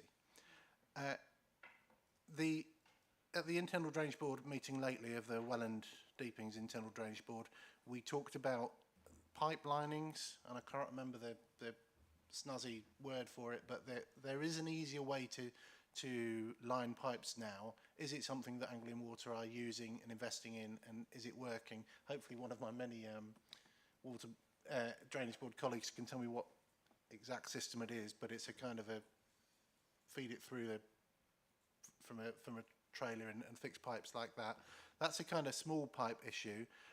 We also have a big pipe issue, which I've mentioned earlier on, and I recognise that we're having a meeting next week or later this week about the system. But given that this is a public meeting, are you able to explain why work apparently appears to have stopped on the big blue pipe infrastructure project, the slowest infrastructure project in Europe currently?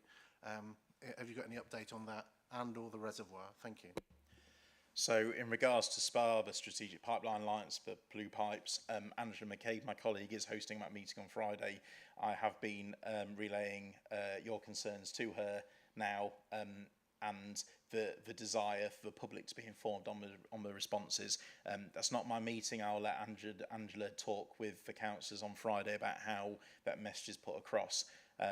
But it's not my project. I'm not that deeply involved in it. All I know is that it's a very challenging project. It's a long project. We're not just talking 20 kilometres point to point. We're talking a much longer pipeline, as I say, stretching from Lincolnshire down to Essex.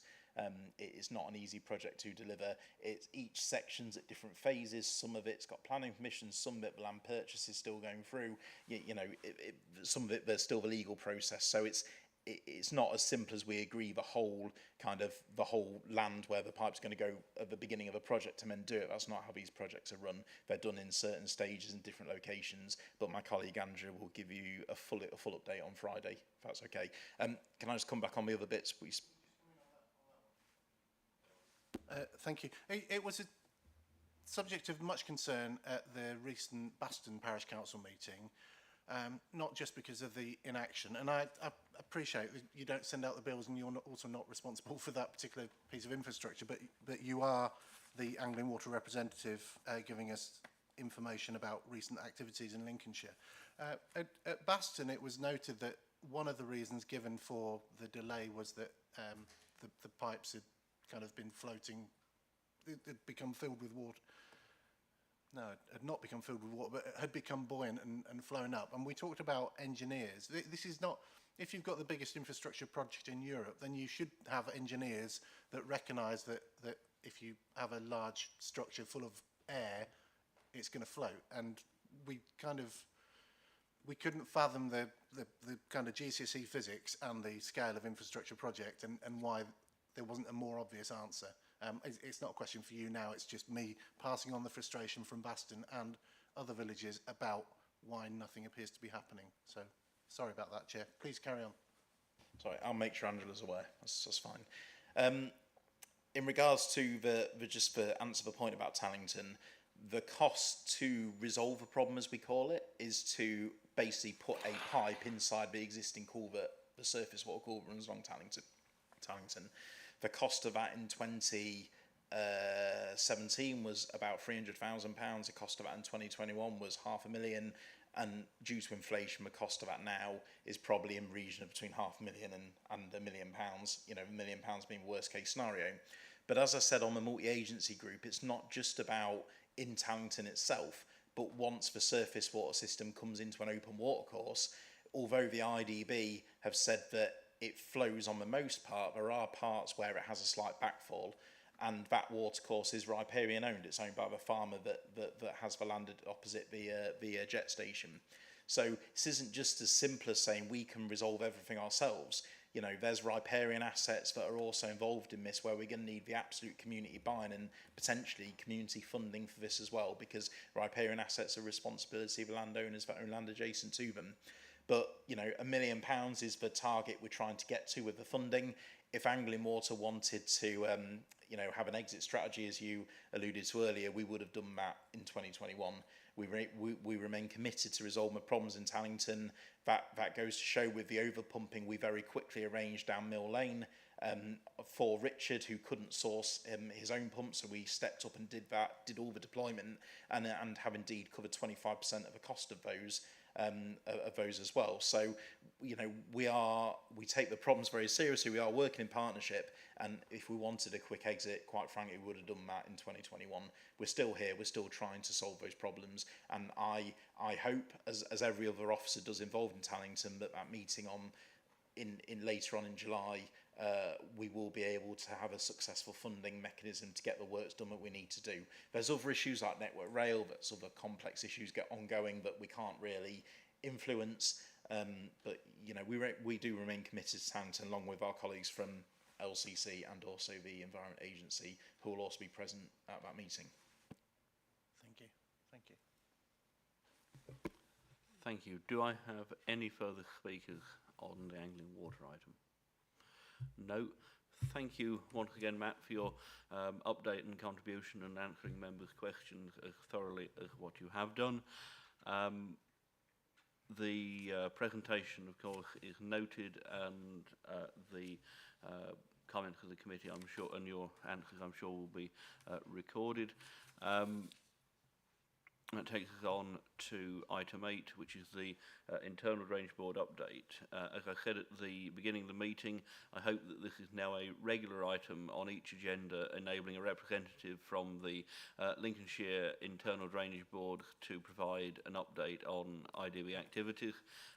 Today we've got Jane Froggatt, the Chief Executive of 3 Lincolnshire IDBs.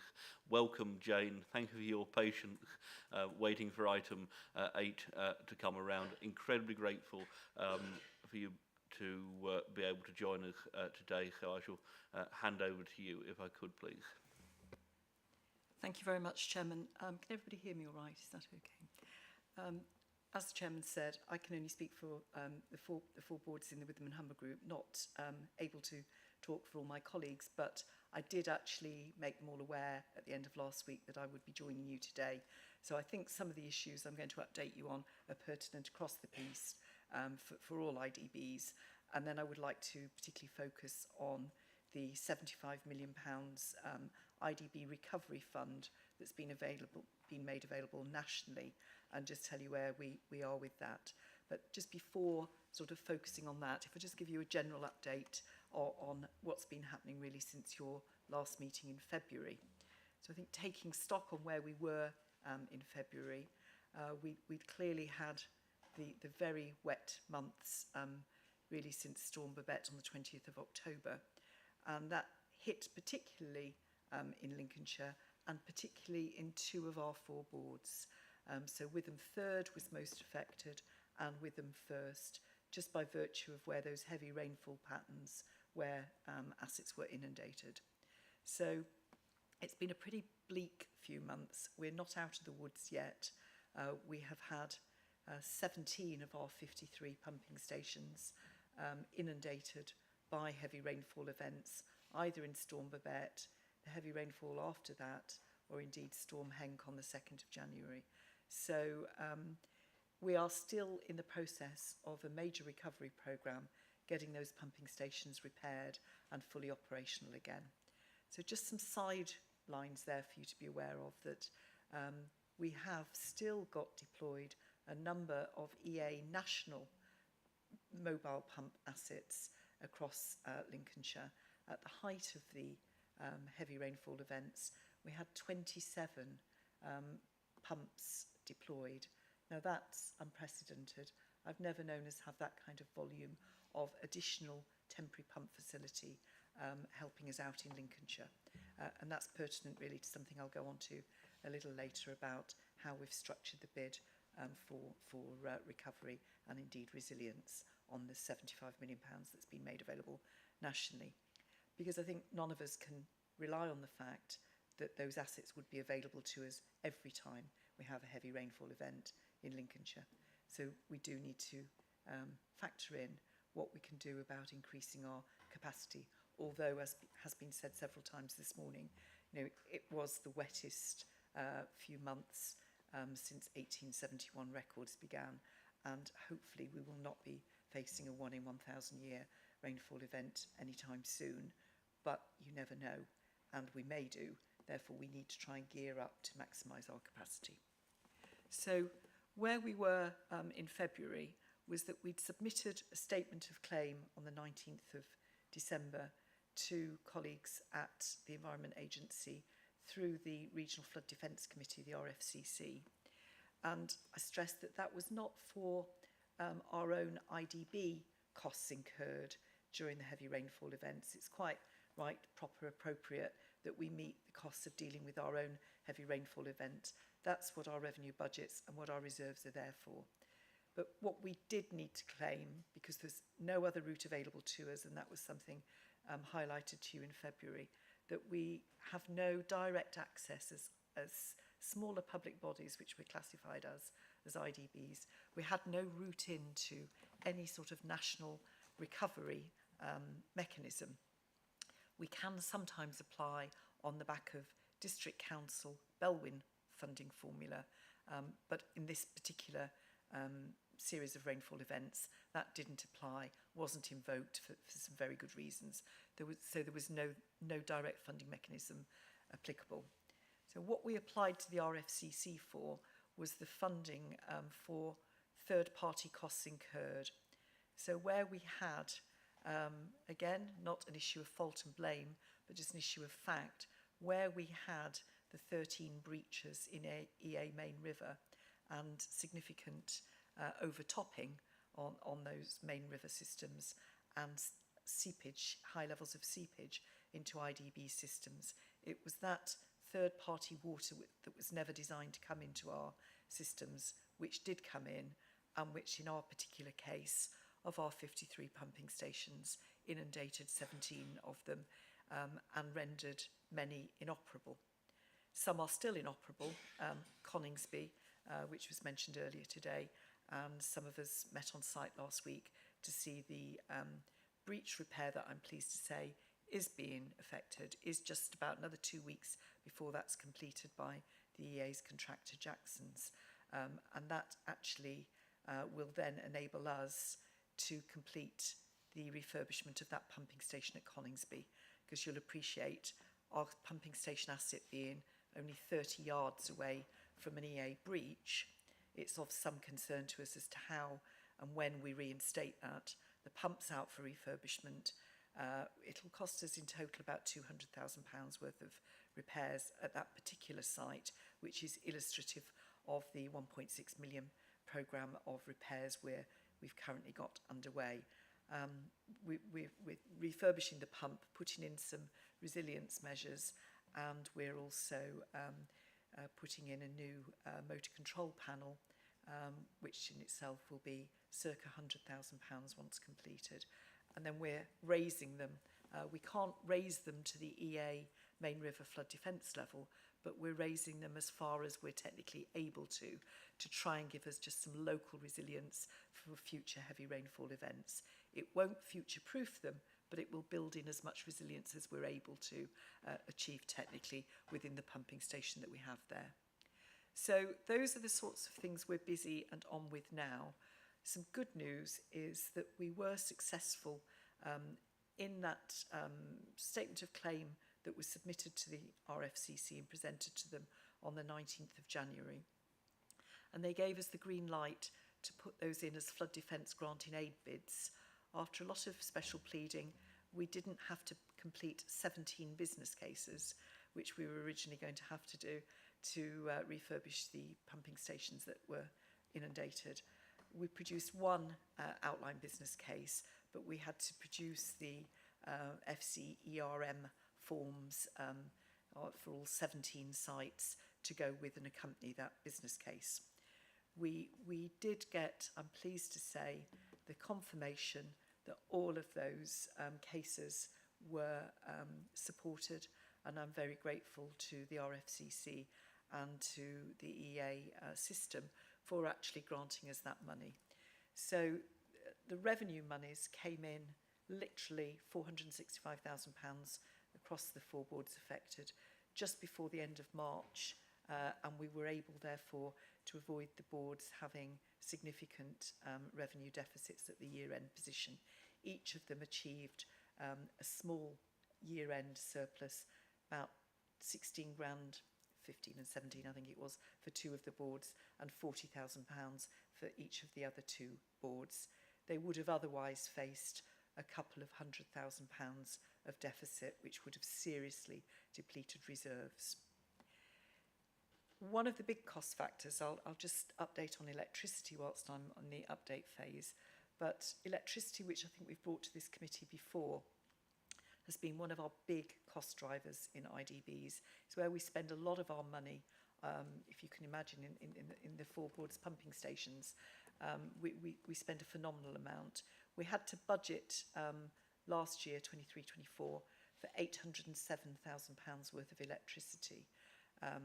That was a massive increase on the year before, and some of you in the chamber will be aware that's why IDBs across the piece put up our penny rates, which in turn increases the special levy to district and borough councils, and the drainage rates. It's a driver for the drainage rates to our many account holders, in our case 2,000 drainage rate account holders who are the owners or occupiers of parcels of land.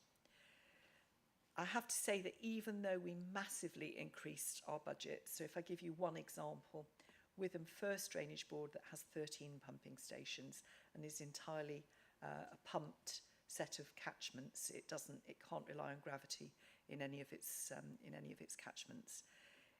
It previously had a budget of £69,000 a year in 22-23 for electricity, and that met its electricity costs. Last year, because of the increase in the unit rate, but also this massive increase that some of you are aware of that IDBs have faced in electricity standing charges, the costs we incur to have the availability and distribution of electricity to our pumping stations before we even switch a pump on, that board had to increase its budget to £305,000 for 23-24, which explains the high increase in the penny rate. But if I tell you that the boards actually spent £1.2 million, £1,180,573 in 23-24 on electricity.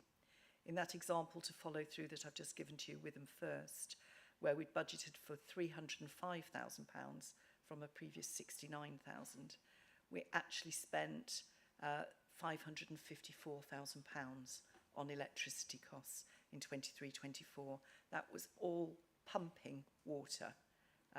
It's interesting listening to other discussions about public water supply and reservoirs, but we were actually pumping considerable amounts of water away last winter, and it cost us just short of £1.2 million. Now that is with 17 of our pumping stations at times inoperable. goodness knows what the cost would have been if we were running those pumps right through all those months since Storm Babette in October. The reality was, as I say, we had deployed mainly across 2 of our 4 boards. We had 27 EA National Asset mobiles deployed that were running on diesel. Thank heavens in some way that they were, because I dread to think what our electricity costs otherwise would have been. So that's a bit of background on where we are and how we're refurbishing our assets at the moment. And if you like, some of the challenges in doing that, as you can imagine, with that scale of, well, absolute devastation really to our assets. We are using pump repairers, and we have got a number of suppliers that vary from Huddersfield to Lincoln to Spalding to wherever you can. We've got our assets out on their benches being repaired. So it is a phenomenal programme of repairs that's underway at the moment to get us back and fully fit for action once again. Just moving on then really to where we are across Lincolnshire, and I know colleagues couldn't join us from the EA today, but I did mention to colleagues from the EA and my IDB colleagues that I would just raise our concerns about the level at the moment of EA breaches that remain in Main River assets. I think it would be remiss for that not to be raised today. And clearly at a site meeting that I was present at and others in the room on Thursday, it was confirmed to us that upstream of the Coningsby repair that we were there to see, the Tumby Swan breach, which has been mentioned earlier, there are no plans at the moment to repair that breach. Now clearly for our Witham Third Board, that does have implications, because if that was the default position and no repair is affected, the consequence of that is it's effectively rerouting Main River across and into an IDB system, which is not designed to take that water, and certainly we're not resourced to pump away the consequences of that. So I would just raise that, and a colleague has just asked me to raise that actually, although breaches, there may not be any new money available nationally or to Lincolnshire to do them, but there is a process, there is a statutory Main River map nationally, and there is a process to be followed. In other words, our colleagues at the EA cannot willy-nilly alter the course of a main river without going through a formal process that is set out nationally under section 193C of the Water Resources Act 1991. So I would just flag that, because clearly some of my Witham Third Board members have concerns that if breaches in Lincolnshire are not repaired, then that could set precedent for the future about the rerouting of Main River. And they have asked me to raise that at the last meeting. They did ask me to make sure that that is understood well by all concerned, that there are implications if these breaches are not repaired, and it could set precedent for the future. So I just flagged that to you, said I would, and as I say, that's where we are in terms of our immediate day-to-day and our repairs and the status of that, and I'm pleased the repairs are underway. However, what I would like to just focus on briefly now is what was announced at the NFU National Conference in February, which was that £75 million was to be made available nationally for IDB recovery funding from the floods that we've all suffered. And I like to think that Lincolnshire has played its part in securing that money nationally, in that many of you in this room have been part of the meetings we've hosted of the Floods Minister, Flood and Water Minister, Robbie Moore. We've had a visit from the Shadow Flood Minister. We've had the EA Chairman visit us, the EA Chief Executive on a separate visit, and on another separate visit, the EA's Chief Engineer, who was actually present with us when we went round on a tour and saw one of the breaches actually unfold before our very eyes out on Barlane Zoo there. So I think having punched our weight to get that money levered in, and the argument we made when all those people visited was that the current flood defence granting aid system is responsive and understandably deals with the pressure to protect people and properties. So chimney pots counts, residential properties and businesses. But I'm afraid it doesn't do much for the agricultural productive land in Lincolnshire.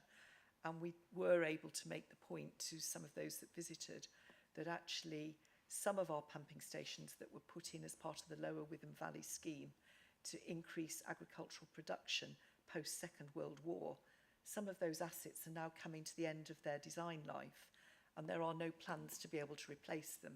And whereas some of our pumping stations, we've just got the green light, for example, on one in Woodall Spa, they benefit from the number of properties they protect, but some that are not in that position are unlikely to secure funding.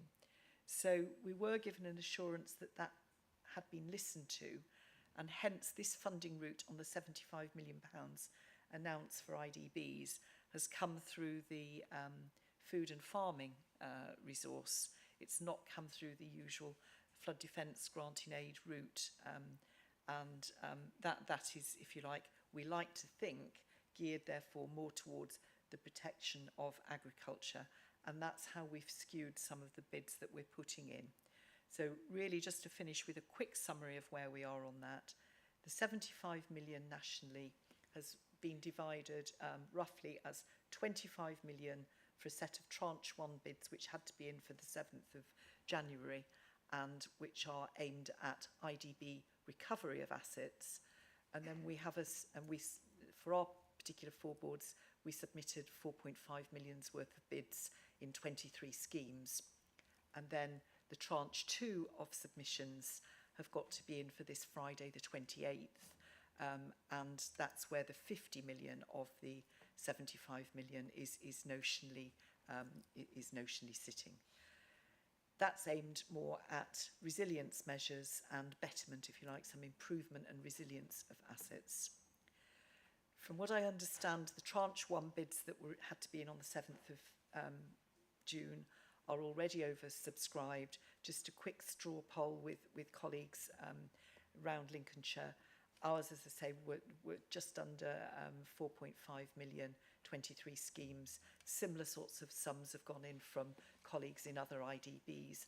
And nationally, we understand that there's £40 million worth of bids gone in against an allocation of a split of about 25 million on this 75 million for recovery, and then the other 50 million will go against the schemes for asset resilience and improvement, which have got to be in this Friday. So the sorts of things we've gone for, and ours are no different from what my colleagues tell me in other parts of Lincolnshire they've put in for. We have 1.5 million of what we've gone for on recovery is for bank slip repairs.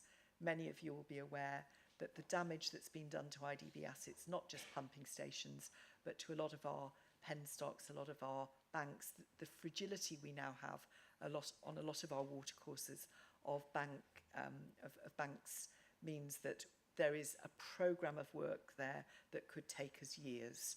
So we're trying to fast track doing some of that and go through a procurement process to appoint contractors to do some of that work for us so that we can focus on some of the other work we need to do. And we would contract that out to try and get a programme of bank slip reinstatement works underway. We've also, as I say, gone for some measures which are to recover damaged assets. So the automatic weed screen cleaners that have been damaged and knocked out of action, we've honed in on going for those. And we've also gone for increasing some of our mobile capacity, which we're also putting into tranche 2 as well, as our colleagues in other IDBs, because as I say, we recognise we've been fortunate this time that, well, the only fortunate bit of the very severe rainfall events is that a lot of it was concentrated in Lincolnshire. We were able to benefit from having 27 mobile national EA assets deployed, we don't know that we'd ever be able to get that proportionate amount of mobiles deployed in Lincolnshire again. So we need to do something about increasing our mobile as well as our static capacity. That gives you a flavour of the sorts of bids we're putting in between us all, and I'm happy to take any questions. I think that's where we're at, and perhaps I ought to just say we should know the outcome, we're told, by the end of July on those bids. The downside, it's a bit like for those of you that have been involved up in the Levelling Up bids, we have until the 31st of March 25 to spend this monies. There is nothing that can carry forward whatsoever. We are very, very pleased that there is the opportunity to try and lever in that money into Lincolnshire. And one of the things we're doing is we've restated all of the bids that we put in and have had funded, in our case, the £1.6 million worth of repairs supported by the RFCC and EA business case, the EA. We have gone for that on the basis of if we can get that reinstated then to the RFCC, that helps the resilience in Lincolnshire. So we've restated that statement of claim as well as adding to it. But it's worth a try. The downside of it is, it's really good news, but the downside is we are limited into the nature of what schemes we can go for, because we need to be able to make sure that it's things we can complete by the end of March 25. I'll pause there. Thank you, Chairman. Thank you. I've got Councillor Fleetwood, please. Yes, I'd like to thank Jane and the various individuals she represents beneath her for doing the work that's necessary to make sure that these grants and these payments are coming to Lincolnshire, and they do need to be spent in this zone. A lot of meetings have been held by the great and good, and they've come round and they've looked at various things. Tea and biscuits have been consumed, and I don't know what else. But then the various people have just disappeared, and they've disappeared to other parts of the UK. And they've probably made similar stories, similar conversations with other parts of the UK. And the real issue we have is that we need to make sure that they understand that Lincolnshire is low-lying, Lincolnshire is at risk, and Lincolnshire does need the money spending here. So, you know, the problem is that various ministers can come and go. Who knows? An election in a couple of weeks' time, some of them might go completely. They might not even be in the political circle. So, you know, it's just a question of making sure that that message does go through and does get adopted. And I do mean adopted as something whereby we make sure the funds come in our direction. We've already talked about slippage on banks. We've talked about slippage on drainage board banks. I alluded to the Witham earlier on, which is an Environment Agency asset. And, you know, the money needs to come from somewhere. So going back to what Colin's comments were earlier on, no matter which government, we just need to register that Lincolnshire's on the map. I think I was just picking up those points, Councillor Fleetwood. The great fear, isn't it, that we have a dry summer and perhaps a dry winter, and the floods and events of the last 12 months have been, will at that point be effectively forgotten. And frankly, if Storm Babbitt and Henk and the effect that they had on Lincolnshire doesn't engender, as it certainly hasn't done, a step change in how this stuff is done and funded nationally, the 75 million is great, but if I'm right in thinking the constraints on having to spend that by a given deadline almost guarantee that better value for money schemes that take longer in the planning are not able to come forward and can't benefit from this kind of investment. And we've already heard that it's great that this money is coming to internal drainage boards, but equally the Environment Agency hasn't had a significant uplift in its funding nationally in order to address these issues and to get ahead on some of the maintenance stuff. We've heard from Councillor Gray earlier today that maintenance in some circumstances is potentially being rowed back on. And it's this kind of thing that is absolutely necessary to prevent the breaches to prevent the failures of systems, which has caused so many of the problems that we're having to address as we speak. Councillor Beale, please. Thank you, Chair. It was interesting that the funding has come more as a result that it's recognised that we're a farming community, rather than the fact that people live here as well. With the deadline on spending money, do you envisage, Jane, and thank you for your presentation, do you envisage that there are problems where you have to order new equipment, the lead time getting that equipment in, please? Thank you. Thank you for that question, because yes, I just would stress, and we will find ways and means round things, but we've contacted all major pump suppliers at the moment, and the lead time for submersible pumps, for example, is about 35 to 40 weeks at the moment. We're not expecting to know until the end of July whether or not we are successful in all the bids that have gone in. And as I say, the second tranche are due in this Friday, and we will submit. But you raise a pertinent point, because, of course, we'll be inventive, and I'm sure you'll not minute me on everything on this, but we'll find ways of getting a certificate of assurance from the supplier, and we'll pay 60% up front, etc., etc. So we'll try not to limit our ambition, but clearly one of the big issues for us is to try and increase our pump capacity. Goodness knows when we hope we don't face another Babette and Henk, but we will do sometime. We hope we don't face them soon, but certainly we want to increase our capacity. But one of the limitations is the lead time on some of these assets, yes. Thank you for that. Colleagues, do you have any further questions on the IDB issues that's coming up? I know you touched on some of this, Jane, but do we have a rough idea of as to what percentage of that 75 million to IDBs is likely to come to Lincolnshire? Chairman, we don't. All I can hope is that because we were very severely affected, I would hope that our bids into the first phase, the 25 million of the 75 million, I think we've got some very good legitimate claims there, and I'm hoping that Lincolnshire PLC is able to lever in a goodly share of that 25 million. But there's £40 million worth of bids in against it, I'm told. The other, I wouldn't like to speculate, because I think the other 50 million for improved asset resilience, I think we can all forecast we're all going to be in a scramble to try and get our hands on that money, and that'll be across all the counties.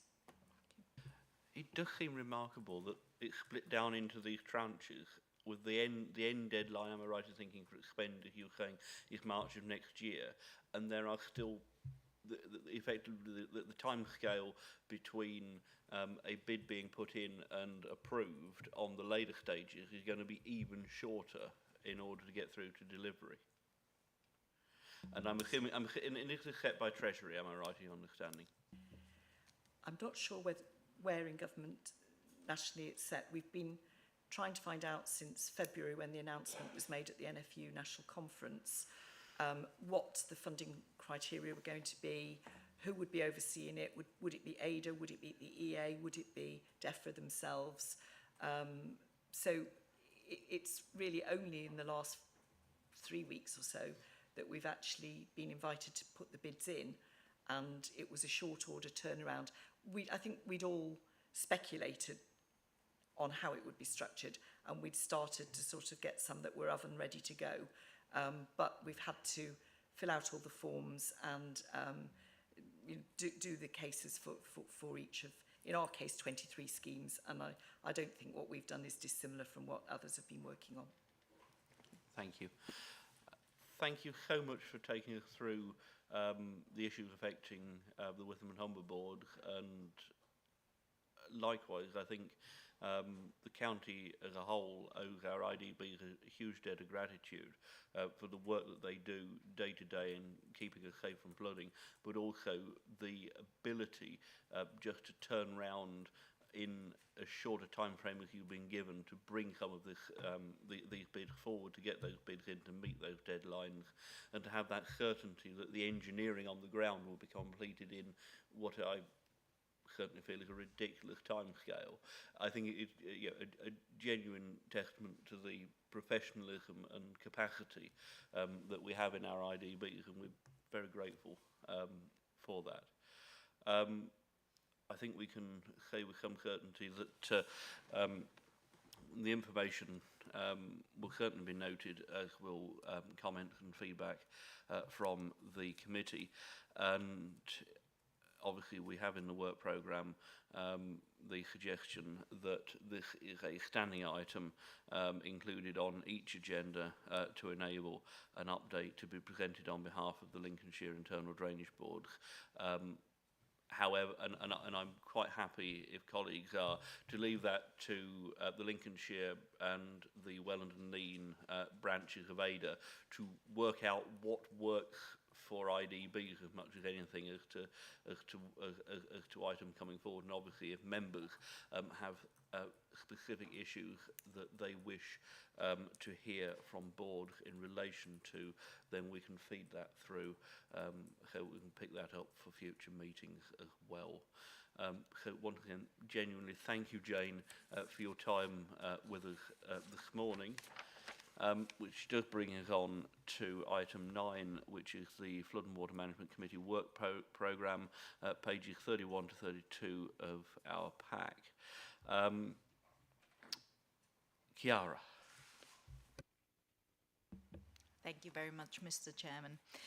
So I would like to inform members of this committee that following the previous item, as we heard, an item on behalf of the Lincolnshire Internal Drainage Boards will be included in each agenda going forward. Number 2, I'd like to inform you that since this agenda was dispatched, we have had an item confirmed for the meeting on the 20th of January 2025, entitled LGA Special Interest Group on Drainage Levies. James Gilbert and Christine Marshall will be attending to present this item. They are both leading officers for the LGA Special Interest Groups. And this concludes my update to you. If there's any further items or any further topics that you would like to see being included or explored, please do liaise with me or Simon Evans at your convenience. Thank you very much. Colleagues, open to you. Is there anything you'd like to see as a matter of urgency on the next agenda? There was just one thought that I did have, appreciating that we're heading towards summer. I know we've had site visits as Councillor Beale. Go for it before I come in. Thank you. With apologies for this comment. With regards to the meeting, sort of January 25, where we have Christine Marshall and James Gilbert here, one sincerely hopes that by then we will have an indication as to how the special interest group have got on. Thank you. I'll be more than happy to liaise and make sure that this is answered during the meeting. Thank you. What I was just coming to, I appreciate we've had, as part of the Storm Impact Working Group, we've had site visits as part of our work with that working group. We did last year have a appropriately timed field trip to look at the Lindsay Marsh part of Lincolnshire, literally a few days before Storm Babette. I'm just wondering if there would be appetite from the committee to perhaps have a field trip in another direction. I know there was discussion last year around groundwater stuff up in northeast Lincolnshire around the Grimsby Cleethorpes, which are particularly interesting. Alternatively, there are southern and western parts of Lincolnshire that there may be activities of our drainage boards, of the Environment Agency, of Angling Water, of other partners, which it would be useful to go get a look at. I think the experience from the trip round Lindsay Marsh last year and looking at some of those coastal issues was really, really useful, and it just broadens our horizon, broadens our understanding of the geography of the area that we are representing. So is that something that you would be happy as committee to take a part in? I see general sort of nods, and so if we worked on dates and times and what works, we can come back to you and keep you updated. Thank you very much for that. I understand we have got further meetings of another couple of meetings are going to be needed for the Storms Impact Working Group, which obviously is the entire membership of this committee, and we will keep you updated as to when we can get those in the diary. We have, I think off the top of my head, further stuff to pick up around the detailed Section 19 investigations, and then we're going to need to have a proper sit round the table and thrash out our recommendations and start writing what we would like to see in Lincolnshire in the future. That concludes the business of our meeting today. Thank you so much, everybody, for your time, attention and attendance today. Enjoy the rest of your afternoon and a safe journey to wherever you're off to next. Once again, thank you very much.